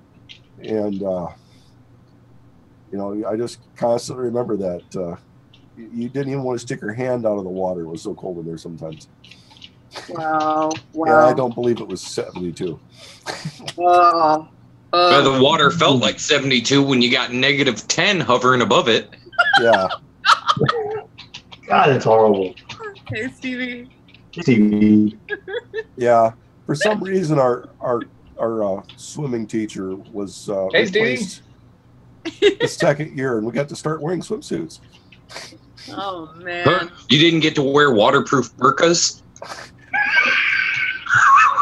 Reminds me of what, like the old time Russians or Scandinavians would do. Sit in the sauna and then run out and throw yourself in a snowbank. It's like for the circulation. I'm like, it'll either help your circulation or kill you. Well, yeah. What it does is it kills the weak ones off quickly. It does. Jeez. The strong ones, they're able to work until they're 95, 98, and it won't bother them. But the weak ones, you don't have to have any burden from them taking care of them in their old age. So you're talking about going into the sauna, then jumping in the snowbank? Yeah. I do that all the time. It's fun. Have you ever went swimming in the river, like where you had to cut the hole in the ice and jump in? Kevin, you would think that was fun. But it is fun. Anybody with high blood pressure cannot handle that kind of stress. Good. But I'm good to go then. So as long as you got high or low blood pressure, it's not going to bother you. So it's really good at weeding out people from needing nursing care later. It's not that it doesn't bother you, because you know, when it hits below the waist, whoo, that first you know, if you're not careful, you can hyperventilate really easy. I mean, ice cold water and jumping in, yeah, not super pleasant. I like rolling in the snowbank better. Well, it's hard to keep your mouth shut when you hit the really cold water. It's like your face just automatically goes into the. Not happening. My blood's Go jump in some ice water, Bram. It's good for you. Not happening. No. Come on. We call everybody pussies when they won't do it. It's like, come on, man. You live in Michigan. You drink outside in the winter and have a bonfire. You can't go jump in some fucking cold water. Oh my god. Oh my god. Your idiot friends fall for that? Oh yeah, they jumped in. I mean, don't get me wrong. We're not in that water very long. I mean, we keep it to like 30 seconds to a minute tops. But most times it's just jump in and get the fuck out. I had to change a frost plug in my old 64 Oldsmobile's engine in the middle of winter, and just sticking my hand in the coolant for 25 seconds. Did you get frostbite? No, but it was painful. How the hell with that? Just try working on metal objects when it's cold. It's miserable. It sucks all the heat out of your hands.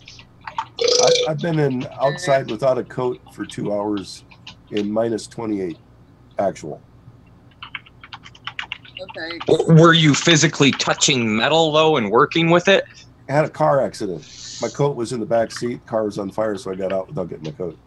You didn't stay near the car to keep warm? The fire was under the gas tank. You just gotta wait till it blows up and then come back. It went out. Well, that's just depressing. At least if the car was completely burning, you could have stayed nice and toasty until the people came. Yeah. Then I had some sialooms in the car, and I grabbed the glow sticks. You break them and they glow for 2 hours. Oh, okay. And it says on there, to preserve these, if you break them too early, put them in your freezer. And it was, so in other words, completely useless. 28 degrees colder than a freezer. Yeah, completely fucking useless. It just like, woo. And then when I got back to my roommate's place, his parents weren't too far away, and they came and got me. After an hour or so, the silums warmed up and started glowing and lit up the room. I was like, just to keep me awake.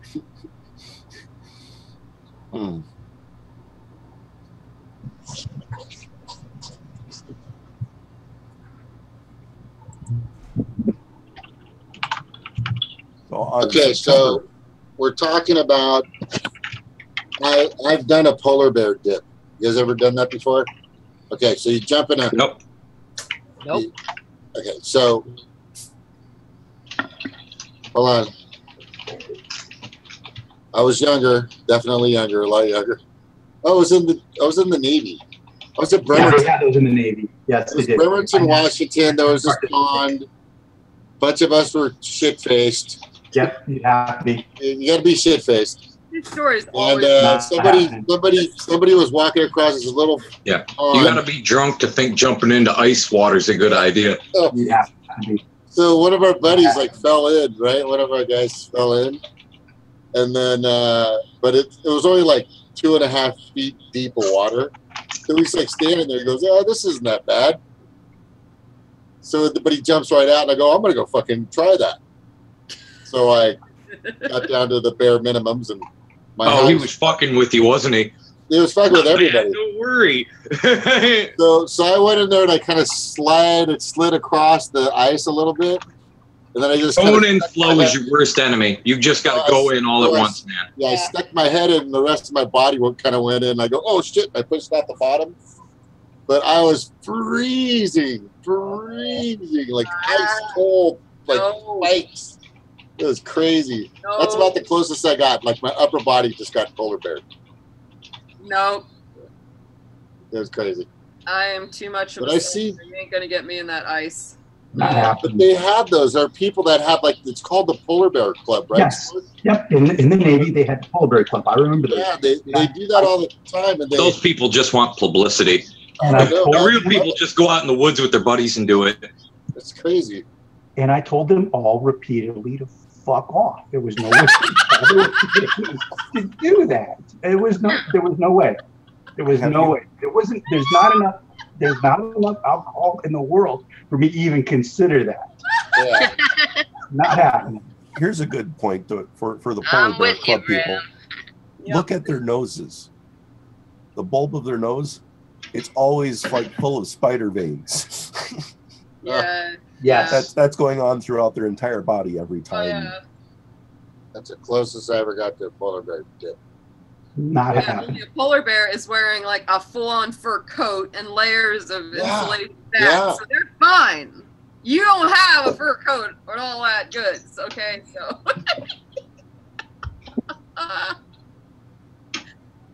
No, I used to go surfing at the pier at night in 57-degree water.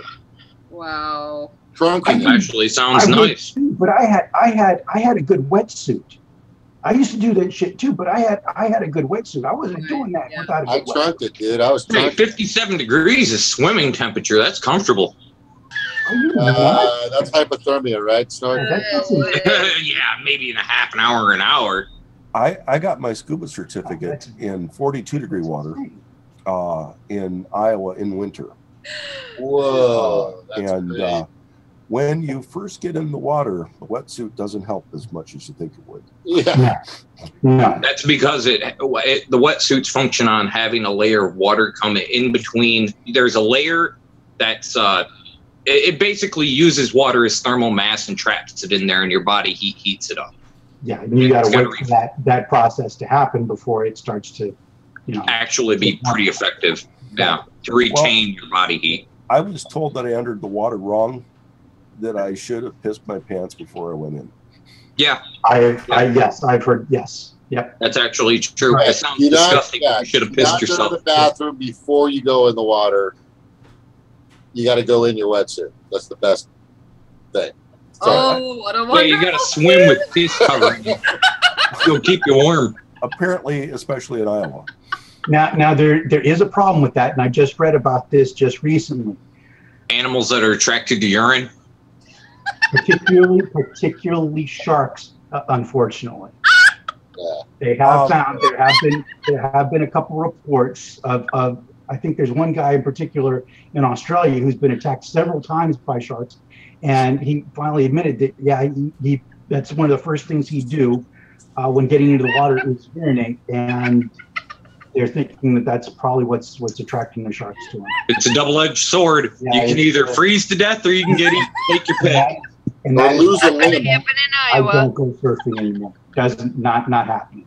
I'm Sounds like done. stupid. That's why I like Michigan. There's nothing big enough to eat you in the water. Yet, Yeah. Down here, you might. I didn't you might say run there into was- a catfish. Unless if it's a bunch of piranhas. You might well, run the They're not tiger really muskies Olympic. are going to make it to Lake Michigan soon. I mean, they're getting out of Iowa already. Oh my god, it's me up so bad. Well, if knowing the people around here, there'll be piles of dead ones everywhere because you should have seen people going crazy killing off the goddamn gobies. Well, we don't have any cetaceans in Iowa. No whales. And the cetaceans communicate friendliness. Yeah, I've already pissed myself. I'm obviously really scared of you, so please No, don't no, come no. near me, Mr. Shark. When when you piss in front of another whale, you're saying, "Come on and get it." Oh, come and get it. Oh, is it? You're gonna get raped by the whale? Damn. And Is that how dolphins do it too? If you piss, they come after you. They've been reading my emails, man. That's the No, trouble. that's actually happened when dolphins have actually raped people. Yeah. That's all I have to say about that. Dolphin rape. Wow. So it's okay in Iowa, except for the tiger muskies are attracted to it. Dolphin rape is legal in Iowa. Just to Kelly, she made a comment at Kevin Lake, Michigan, unsalted and shark-free. Correct, but the problem is there's still leeches, those damn fucking long tube sucker fuckers, and there's also pike that'll bite you. I mean, there's shit that'll bite you, but nothing that'll severely injure you. Pike is not a... What are the tube sucker fuckers? Hey, pike have teeth and they will bite, trust me. They're like alligators. And then there's also gar. Okay, yeah, alligator gar. Yeah, that's not good. Yeah, I haven't seen those up here. That's a bad If anything, they'd probably get into Lake Huron or Lake Erie or Ontario first. I would not try pissing on a gar.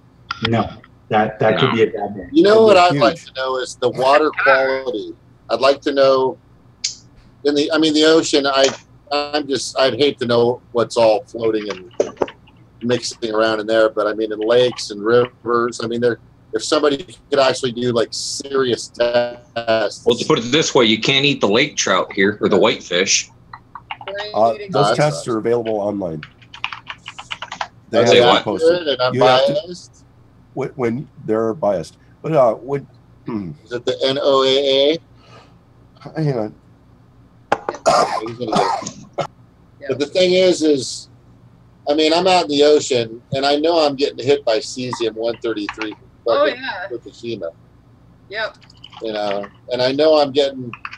This is the great thing about walking around in along the coast in California. It's probably the same thing in the Gulf, is they got these. They're called tar turds, where it's actual crude oil that turns into like tar. They look like a little pancake, or they could be like this big or this big. But you see them every once in a while, and you step on them, and that gook just sticks. The only way to wash it off is like rubbing alcohol or gasoline, because it's so dense. It's just you've seen it, Bram. It's just disgusting. The fucking tar turds. Yeah. Well, when you think about it is kind of counterintuitive, but think about for cleaning off oil from things, they'll use specific type of soaps derived from oil. So you're using oil to clean off oil, which I always thought was kind of weird. Just more refined form, but yeah, there's just so much junk. I mean, we're just talking about the living creatures, which I'm okay with the living creatures, honestly. It's the stuff you can't. Yeah, so am I. I want them living and healthy and clean. That way I can eat them. Just not anywhere near you me. can eat them. Exactly. Oh, speaking of eating and safe food or protecting animals, somebody posted a video about these people that, and I know there's vegans out there and there's vegetarians and people that don't like inhumane, and I understand the inhumane. Never again. Animals. I really do. But the thing is they were having funerals performed at the grocery stores for the fucking turkey, for Butterball turkey. Why? Why? Just why? It's like the fucking turkey pardoning the fucking president does. It's absolutely asinine and retarded. Be honest. We fucking kill millions of them. Pardoning one fucking turkey. Who gives a shit? I mean, eat that bastard. I'd have more respect for it if they just chopped off its head and started cooking it there. Well, that's just a bit of silliness, pardoning the turkey. Yeah. But That's a good. It's a tradition. That's what it is. It's a I dumb mean, tradition. I understand Tradition now, like that's just another word for stupid. That's just out of control. That's out of control. That's I mean, they're having ceremonies, and they were If you want to pardon something, go to the factory farm where the cattle's at. Maybe you can pardon some of those. It was, dude. It was fucking ridiculous, man. Good for you being vegan. Good for you being vegetarian. And all that good stuff. And I've seen the movies and all the films and stuff like that. But when, let's just say you're starving to death and you're trying to feed your children, and all there is a turkey club sandwich in your refrigerator that's there. Hey, if I'm starving to death, Yeah. You're gonna eat the food. Forget it. That's sandwich. And then I brought up the point. I brought up this very important point, is that we have what's called canines because of the fact that we've been tearing meat for thousands and thousands of years.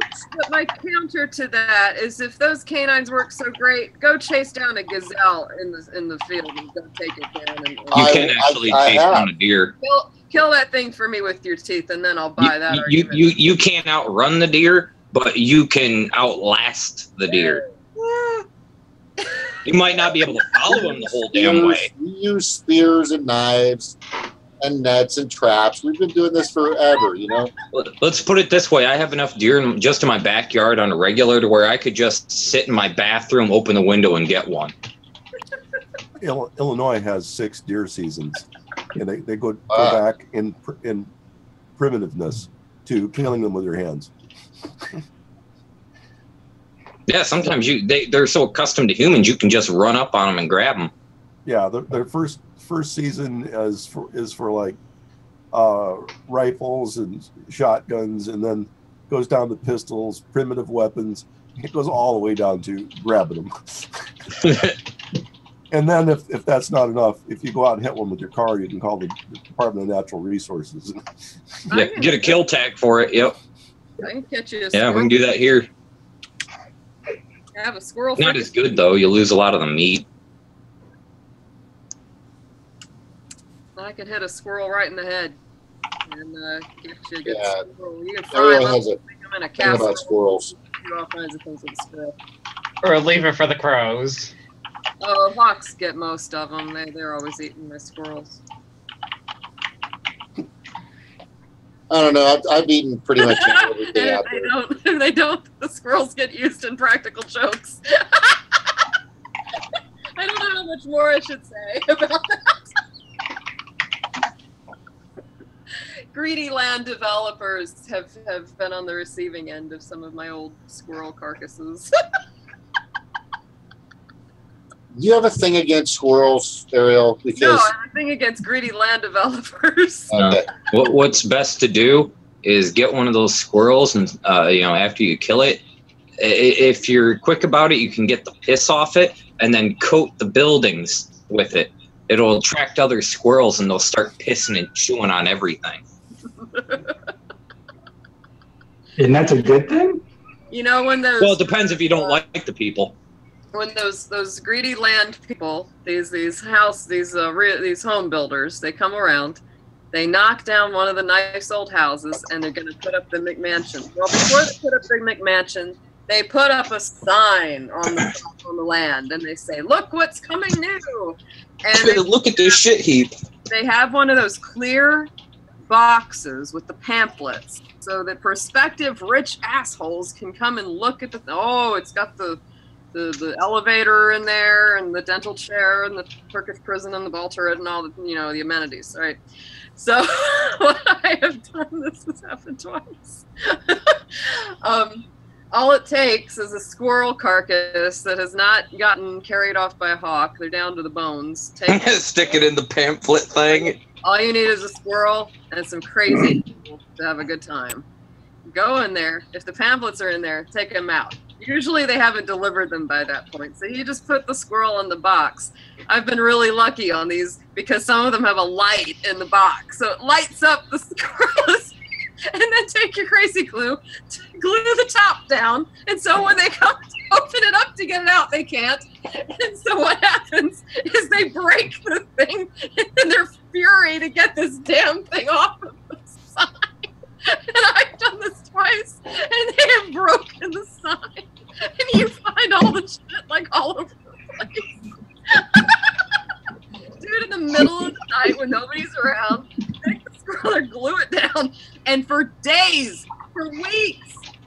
them forever to figure out it's in there. You know, it's there for a while. And so in the meantime, the kids and the people are walking around through the neighborhood, and the take one box has a clear window where the squirrel's like, eh.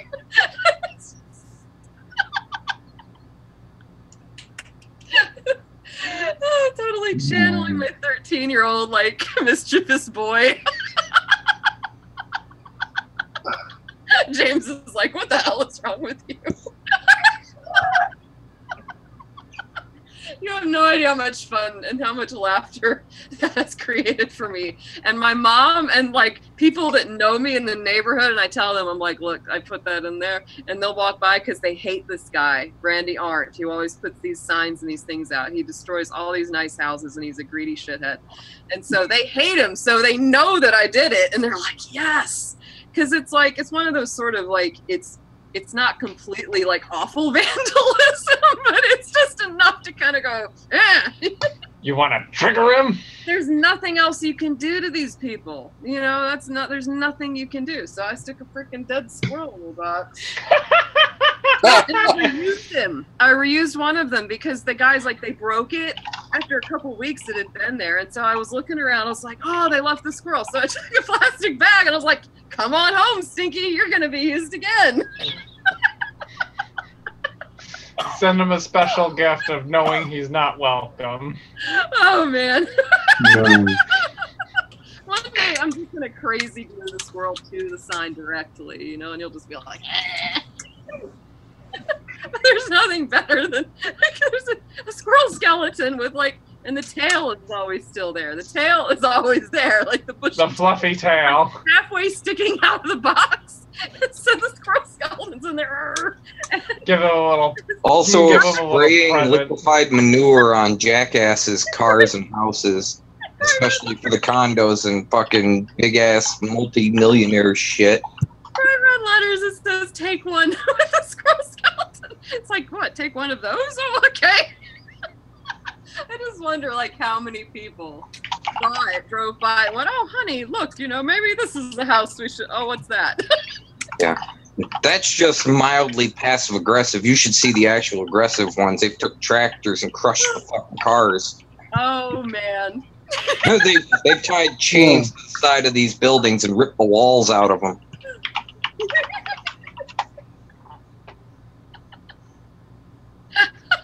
We don't want your gentrification. We don't, so you get Stinky the squirrel in the middle of the night.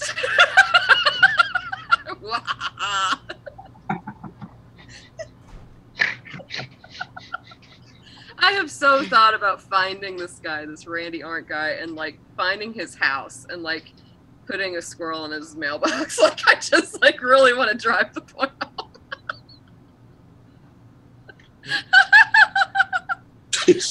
Don't put it in the mailbox. Put it. You know what? How about like put a bunch of them on like the road or something? It would, like, you know, since that's not private property. You know, just lay like a bunch of them on like, you know, the outer lines of it, so it's like a bunch of them. Yeah. And plus, it's like, oh, I'm just leaving it there since it, you know, it is, you know, I mean, you don't know how it got there. You don't just do that for fun. And they can't do anything. It's public property. I mean, you know what? There's like, you know, unfortunately, there's like dead raccoons on the road. There's dead squirrels on the road. There's dead opossums on the road. But see, the thing is, when I put the squirrels in the box, they're not fresh. Like, they're down to the skeleton. So, you know, if they have any thought about, they're thinking, wow, somebody really doesn't like us, because they're waiting for this thing to like do its thing, and then, and they're really thinking about it, they're gluing it in there. So they have to take something to like break the whole box off of the side. Hey, Snark, I saw that link you put for the Detroit water line system, and some of the main lines are also lead pipes.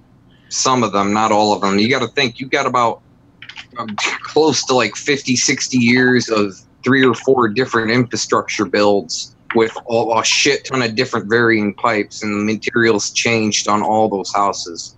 That's the water report as it's leaving the water plant. You should always take your own sample at your own sink. Yeah, it doesn't count all the lines. Yeah.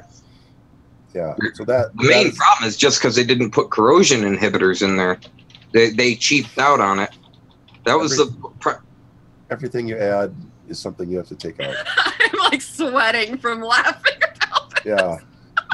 I put another link in there. Let's see, we should put that out for the other people as well. Let's see if I get this in the other chat. Oh man. Yeah, but some of the really old pipes in Michigan are those old wooden tar ones still. And that's the really old ones. For smell, I put something else in there. This is a bottle that's a fish sauce. Essentially the essence of 1 year of decay of anchovies. For a more... What's that smell? Where's it coming from? I want to go away. Take one. Take one. And it's amazing the potency of one drop. Fuck.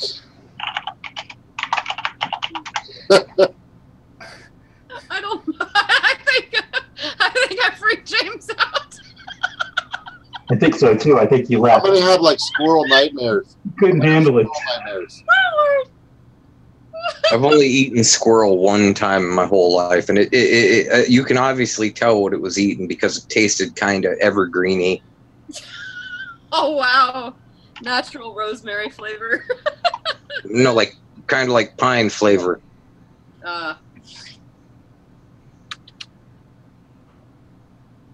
Oh, none of these links are working. Oh. That people are posting. Yours worked, work for the fish sauce. That's It's just strange. squirrel, she says. Okay. I click on it and it works. Okay. Maybe it's because I don't have Facebook. I don't know. That could be, yeah, that could be it. Yeah. Yeah, that could be it. What I thought was bad about Michigan's were all of the really bad things are moved to the unregulated area. Yeah. Where they report them, but they don't say that, oh, hexavalent chromium. What does that do? Or some of the other chemicals that are in there. I'm really of the thing that every house these days needs to have in-house at least 5-stage water purification. Oh my God. And you get to places like West Virginia, probably 6. Yeah, well, and who's going to pay for that? I mean, 95% of these people can't afford that. Yeah, a lot of and the people, government wants to try to fuck everybody. A lot of people can't afford an extra $50, and the equipment would probably cost $300, $500 if you can't install it yourself, maybe $700. And it would probably cost another $70 to $100 in maintenance per year, where you have to change out cartridges. And again, that's an extra fund that people can't afford. Probably cut down a lot of health issues if we did. Probably over 50 years start paying back through our health bills. But most people just do not have money to fork that out up front. Yeah, and what's the reasons why they don't have money? You know, there's a lot of reasons people don't have money. But first of all, we don't have a policy to put Americans to work. And policy to put Americans to work means a policy to buy from Americans. And a policy to require that things are made in America for certain purposes.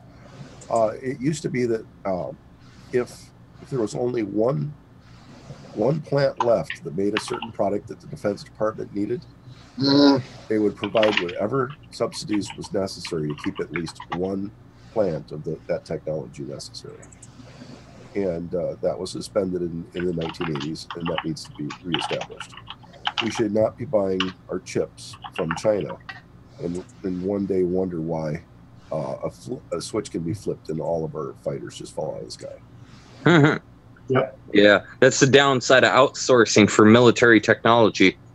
No, it shouldn't be outsourced. And even inside the country, we should not allow a foreign-owned company to produce it inside the United States. Correct.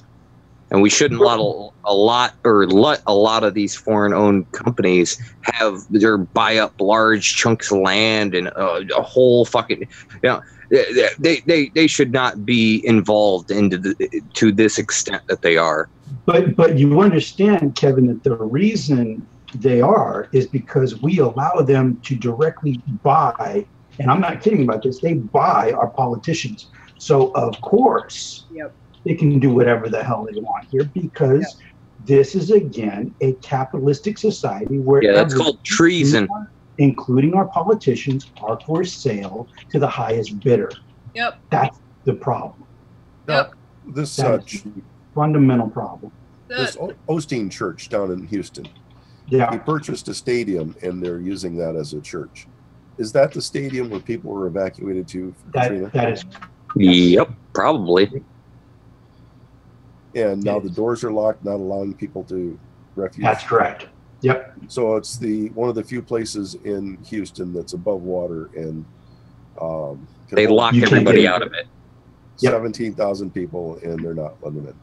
Yep. Yeah, they should just break down the fucking doors and go in anyways. Yeah. And I think what they actually should do is find out where that jackass lives and just take his house. I think that this is the cops can, for any reason, pull you over and take ownership of your car. That's a good implementation of it. Wow. This would be a public domain issue where. Don't disagree. Wow. People like that, they always have some big stupid mansion on a hill anyway, I guarantee. Yeah, their mansion needs to be set on fire and their doors boarded shut. Gold-plated toilet seats and all that. You do have a that squirrel needs to pay a visit. That's gold-plated toilet seats. He doesn't like your carbon footprint. That squirrel. That squirrel. You are required to provide assistance to someone that is in danger. And if you hold the only high ground and you're not letting people out of the water and it's getting cold, you can't spend a lot of time in that water. And to me, that is violating a law that you're not providing assistance. Yeah, that's just, I'm sorry, that's just disgusting. That's absolutely disgusting. There ain't no hypocrite like a religious hypocrite. You know, speaking of gold toilet seats, you know how we're going through this huge budget crisis here in West Virginia all the time. Yeah. There's a couple of senators that are actually upset that they're not getting bathroom renovations. Oh, like you have a bathroom, a fully functional bathroom. All over their offices. Yeah, well, it's not fancy enough for them, I guess. But, you know, it's the same guy that was going around saying that we need to live within our means when it came to the budget. That guy needs to pull it. I can fix that. Give him a shovel, send him to the back and say, there, go dig yourself a hole.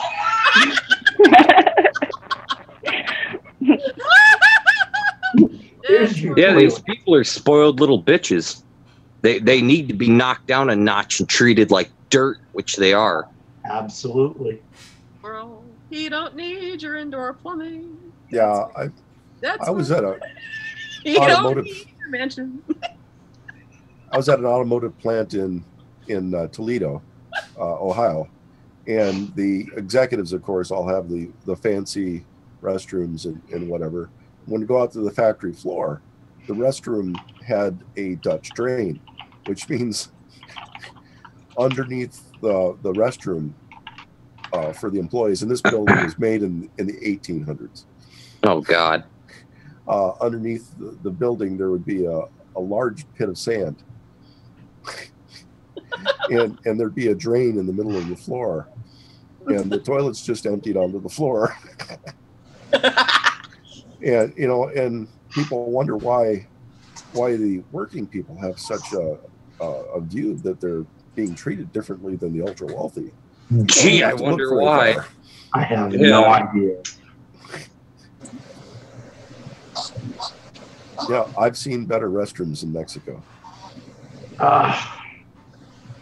Damn. For the workers, at least.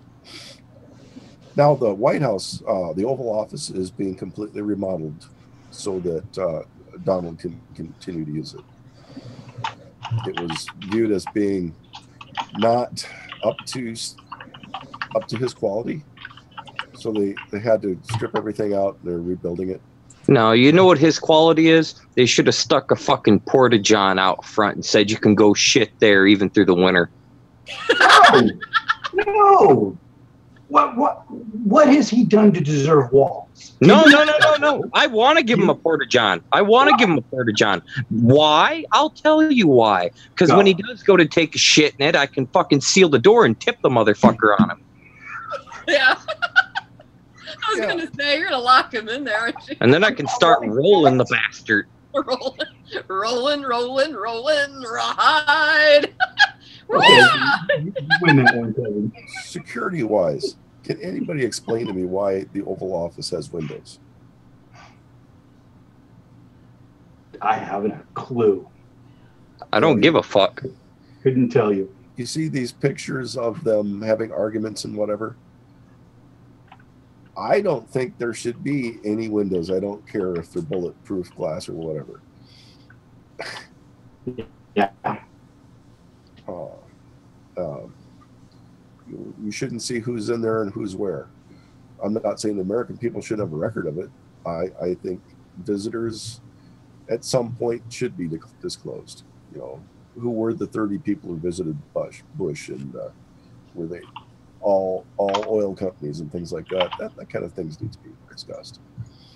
But in real time, position and location of the president or other people should not be known. I mean, they work for us. We do owe them some responsibility to make sure they're cared for.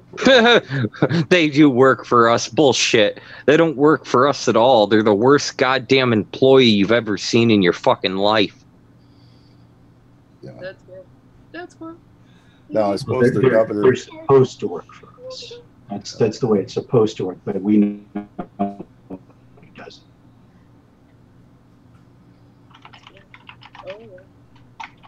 That's cool. You don't like your wiretaps. No. That's cool. Yeah, the temperature change in Philly right now. Think of the planet as one of those old puzzles where you have to move one piece to free up space for another. Well, imagine that in multiple dimensions, where if pressure rises in one area, pushing it has to fall on another. It has to fall in there another. And right now we've got this great big thing down in Texas sucking everything toward it. So all this Canadian air is being drawn across Pennsylvania. Yep. Now, the strange thing is it's not being pulled from Siberia because we're on a circular planet. So what might take days for the air to move down, it creates this swirl where it's coming from multiple places up. So instead of actually coming from Canada, it could be coming from Greenland and or other places. But it's all of our weather is connected when we have these extremely weird events down south. And also right now, California is getting your heat. Oh, yeah. Because when it tries to go to Houston, it misses you.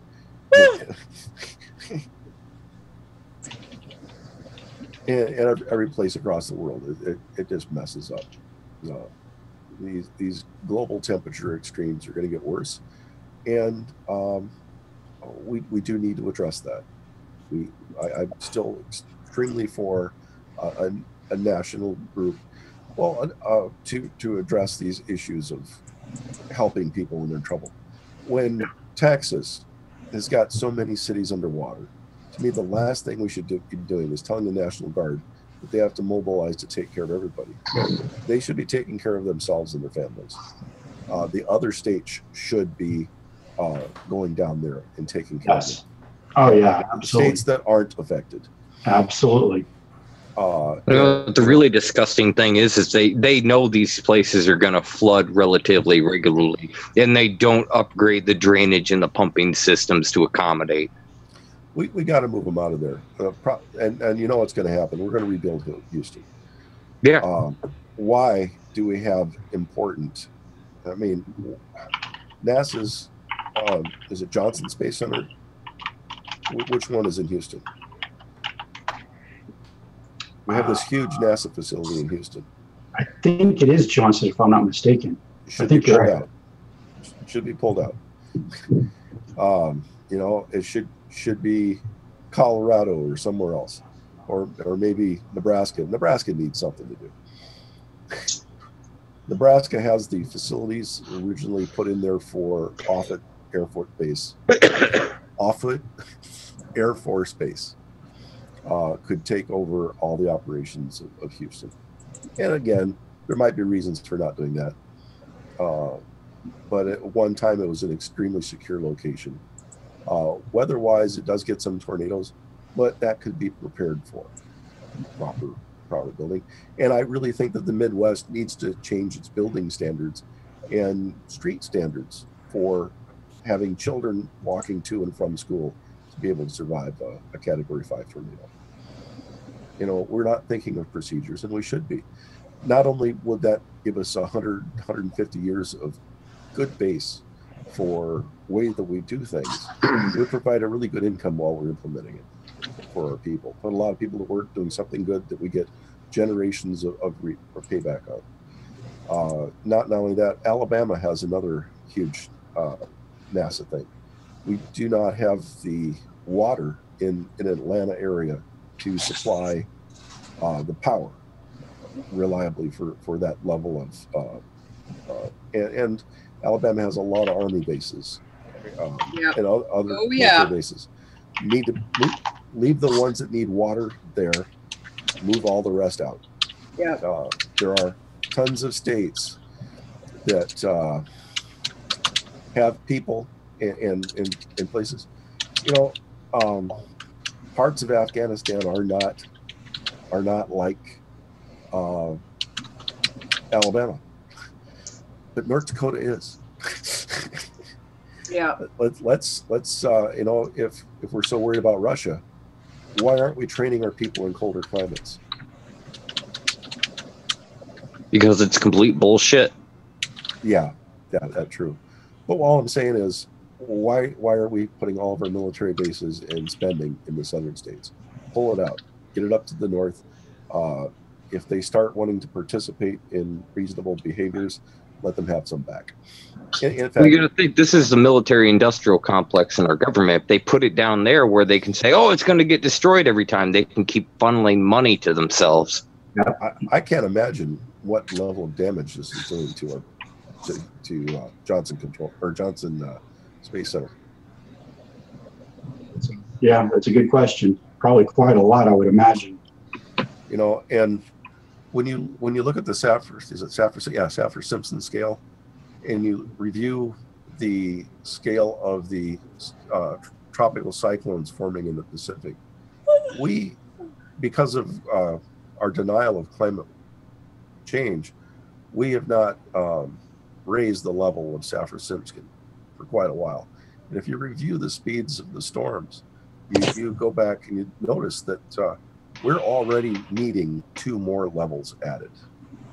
That we've grouped the storms for an extremely large range as 5, because we don't want to say 6 and 7, and we don't want to give the reason for why we need a 6 and a 7.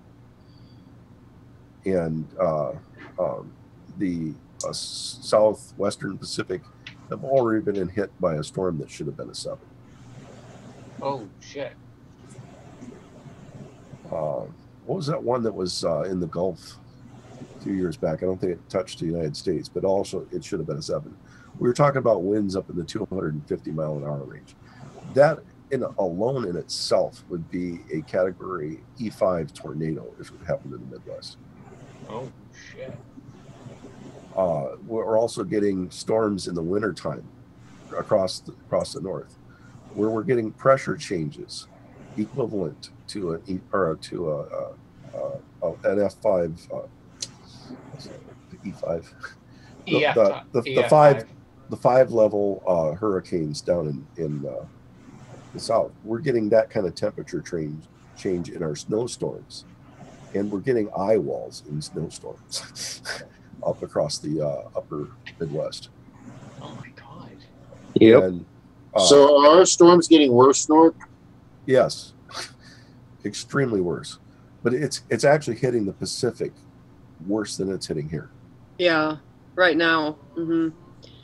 Well, the jet stream is all mangled. I mean, it's totally, it's a wreck, and that's why we get more storms, and they're more severe too at the same time.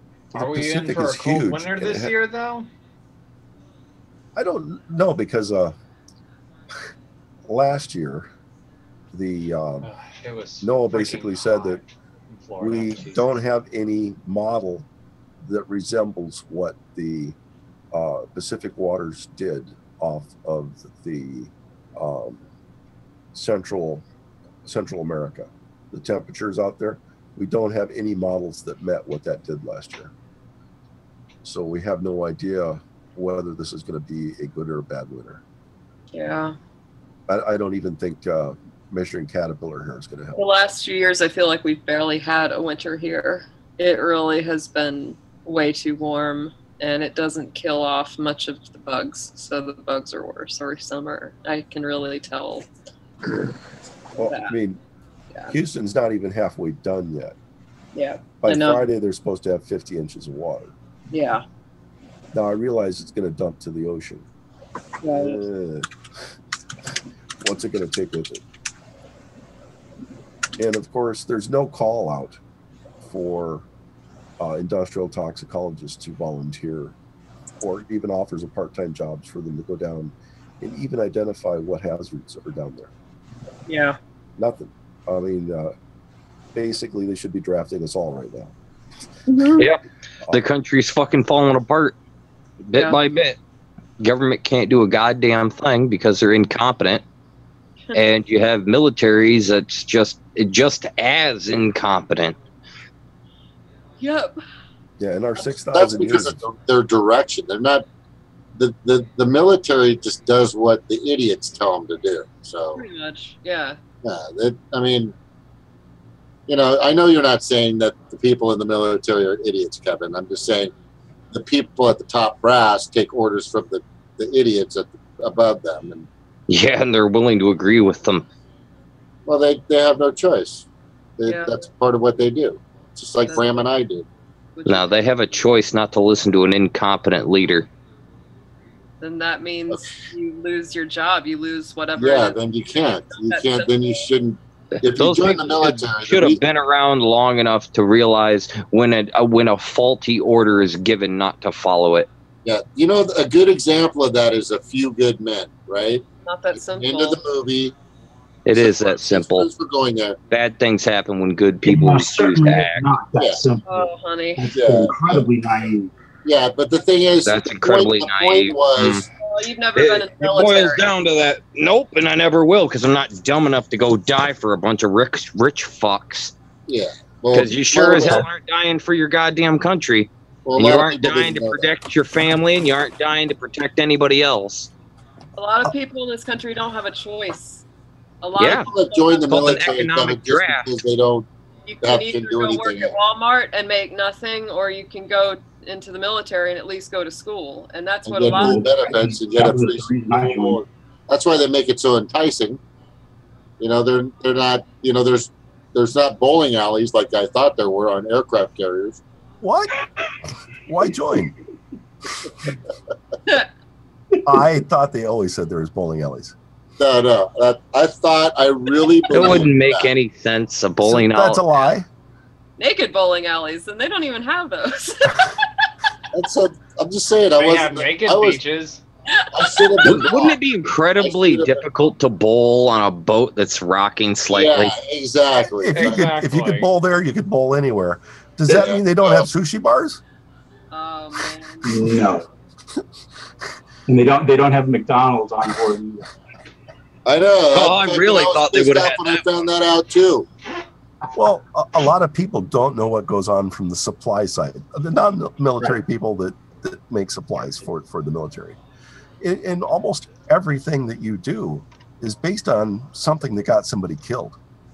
So, the slightest change you make, how many rows of thread on a piece of clothing, and they're usually referencing, 75 soldiers got killed because this button got caught on this door of their vehicle as they were exiting it, or a person couldn't get their parachute readjusted because of this pocket or whatever.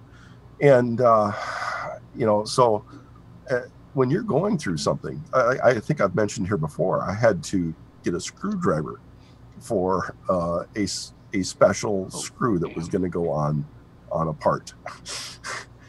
And just the documenting that we had someone of that had that skill set to properly identify what that screwdriver was almost all of the cost of purchasing the screwdriver.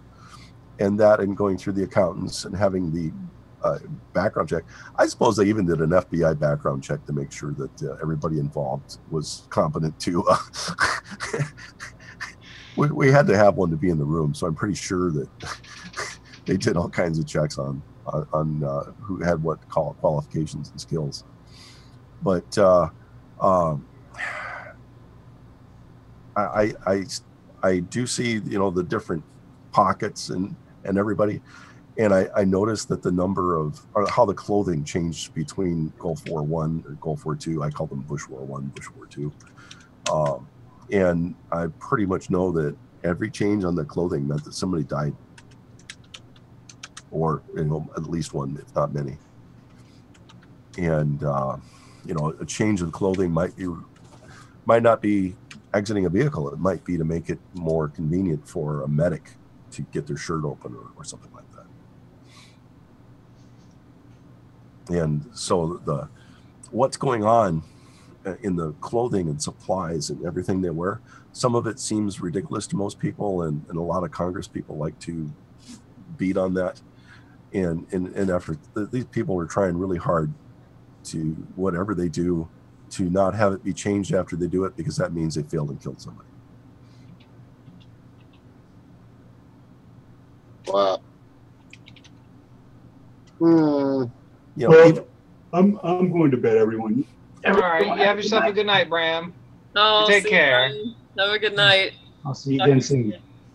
Wow. So I'm going to go too, but I want to say right now, and we've all talked about this, there's just 1,000 things that are completely, no, not 1,000, let's say 100,000 things that are completely wrong with everything that we're doing, how we're doing it. On the other hand, there's a lot of people out there, I think Snork knows this, that are really trying to do what's best for planet and inhabitant. There's definitely a lot of people out there. Yeah. Like we've all seen and heard and we've witnessed and we know it's true. It's big corporations and these greedy fucking sickos that are out there that keep holding us back from evolving as a fucking intelligent species, and it's so sad. Yeah, they use propaganda to do that. They use distractive propaganda culture to do that, and that's what I call it. I call it for what it is because I don't give a damn. Yeah. Find me a politician that hasn't been purchased. I think Jill Stein hasn't been purchased, but she hasn't been a politician. So she doesn't count. She's not a politician. She's never taken a Senate seat or been a rep or city, county, state, federal, nothing. So I can't. I don't have an answer for that, Kev. I believe he was on, what was it, city council or something in Massachusetts. I can't remember the details of it. Not long to do with incinerator plants. Oh, she did? I don't remember the details of it. That's just vaguely what I remember. Huh. Okay. All right, guys. Good night. Got All stuff right, to have do. a good one. Take care, James. Aloha. Thank you all for letting me participate. Oh, Bye-bye. Night, James. Bye-bye. you're part of this thing, man. Night. You're part of why we're here. We're all together on it. Thank you.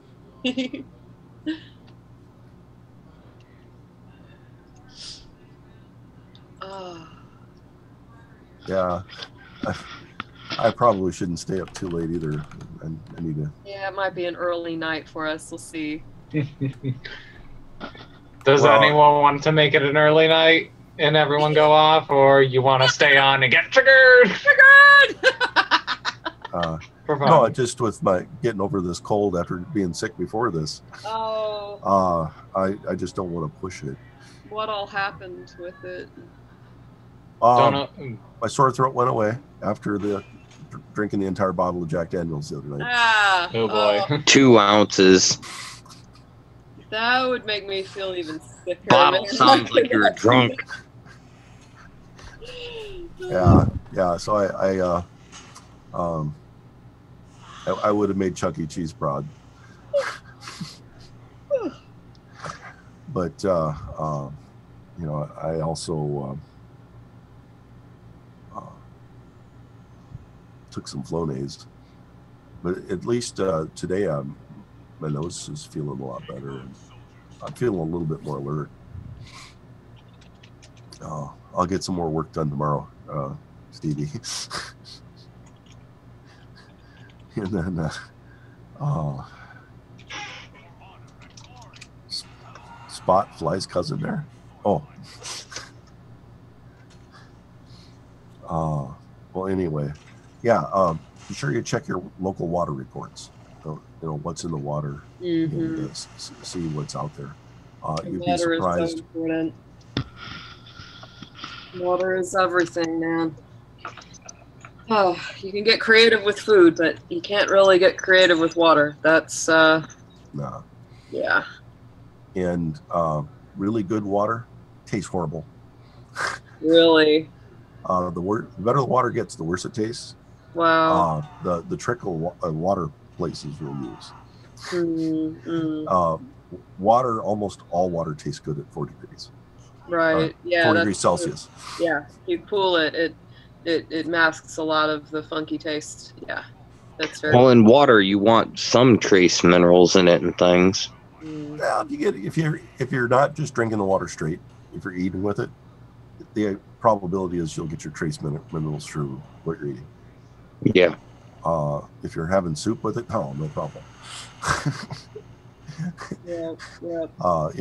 If you have a balanced diet, it almost doesn't matter. It's going to be more of what's in your diet than what's in the water. Because of course, our soil is so depleted of a lot of its minerals. I mean, that's why people take supplements now. It's, my mom, she'll talk about how in the old days, people never took vitamins and supplements because, the soil was better than it is now back in the 40s, But even then, in the 30s, it was late 30s that they declared the soil depleted, So imagine now, that's pretty wild, eh? Almost 80 years later. Oh, I think everybody's kind of fallen asleep. I'm still awake. It's all right. Luckily, I'm awake. Squirrel antics kind of got everybody wiped out. I wiped myself out laughing. Oh man, I got a workout just laughing about that squirrel stuff. Do I see pink in your hair? Yeah, I've got a piece of fake hair in my hair. I felt like it tonight. Yeah, it looks cute. It's nice. It's fun because it's no commitment. You can just clip it in there and then put it out when you're done with it. All right, I'm going. Alrighty. All right, so everyone's gonna head out now. Seems like it. Okay. Good night. All right. Good night, everybody. Love you all. You have yourself a good night and trigger. Let's see y'all soon. Talk to you soon. Bye. Have a good one.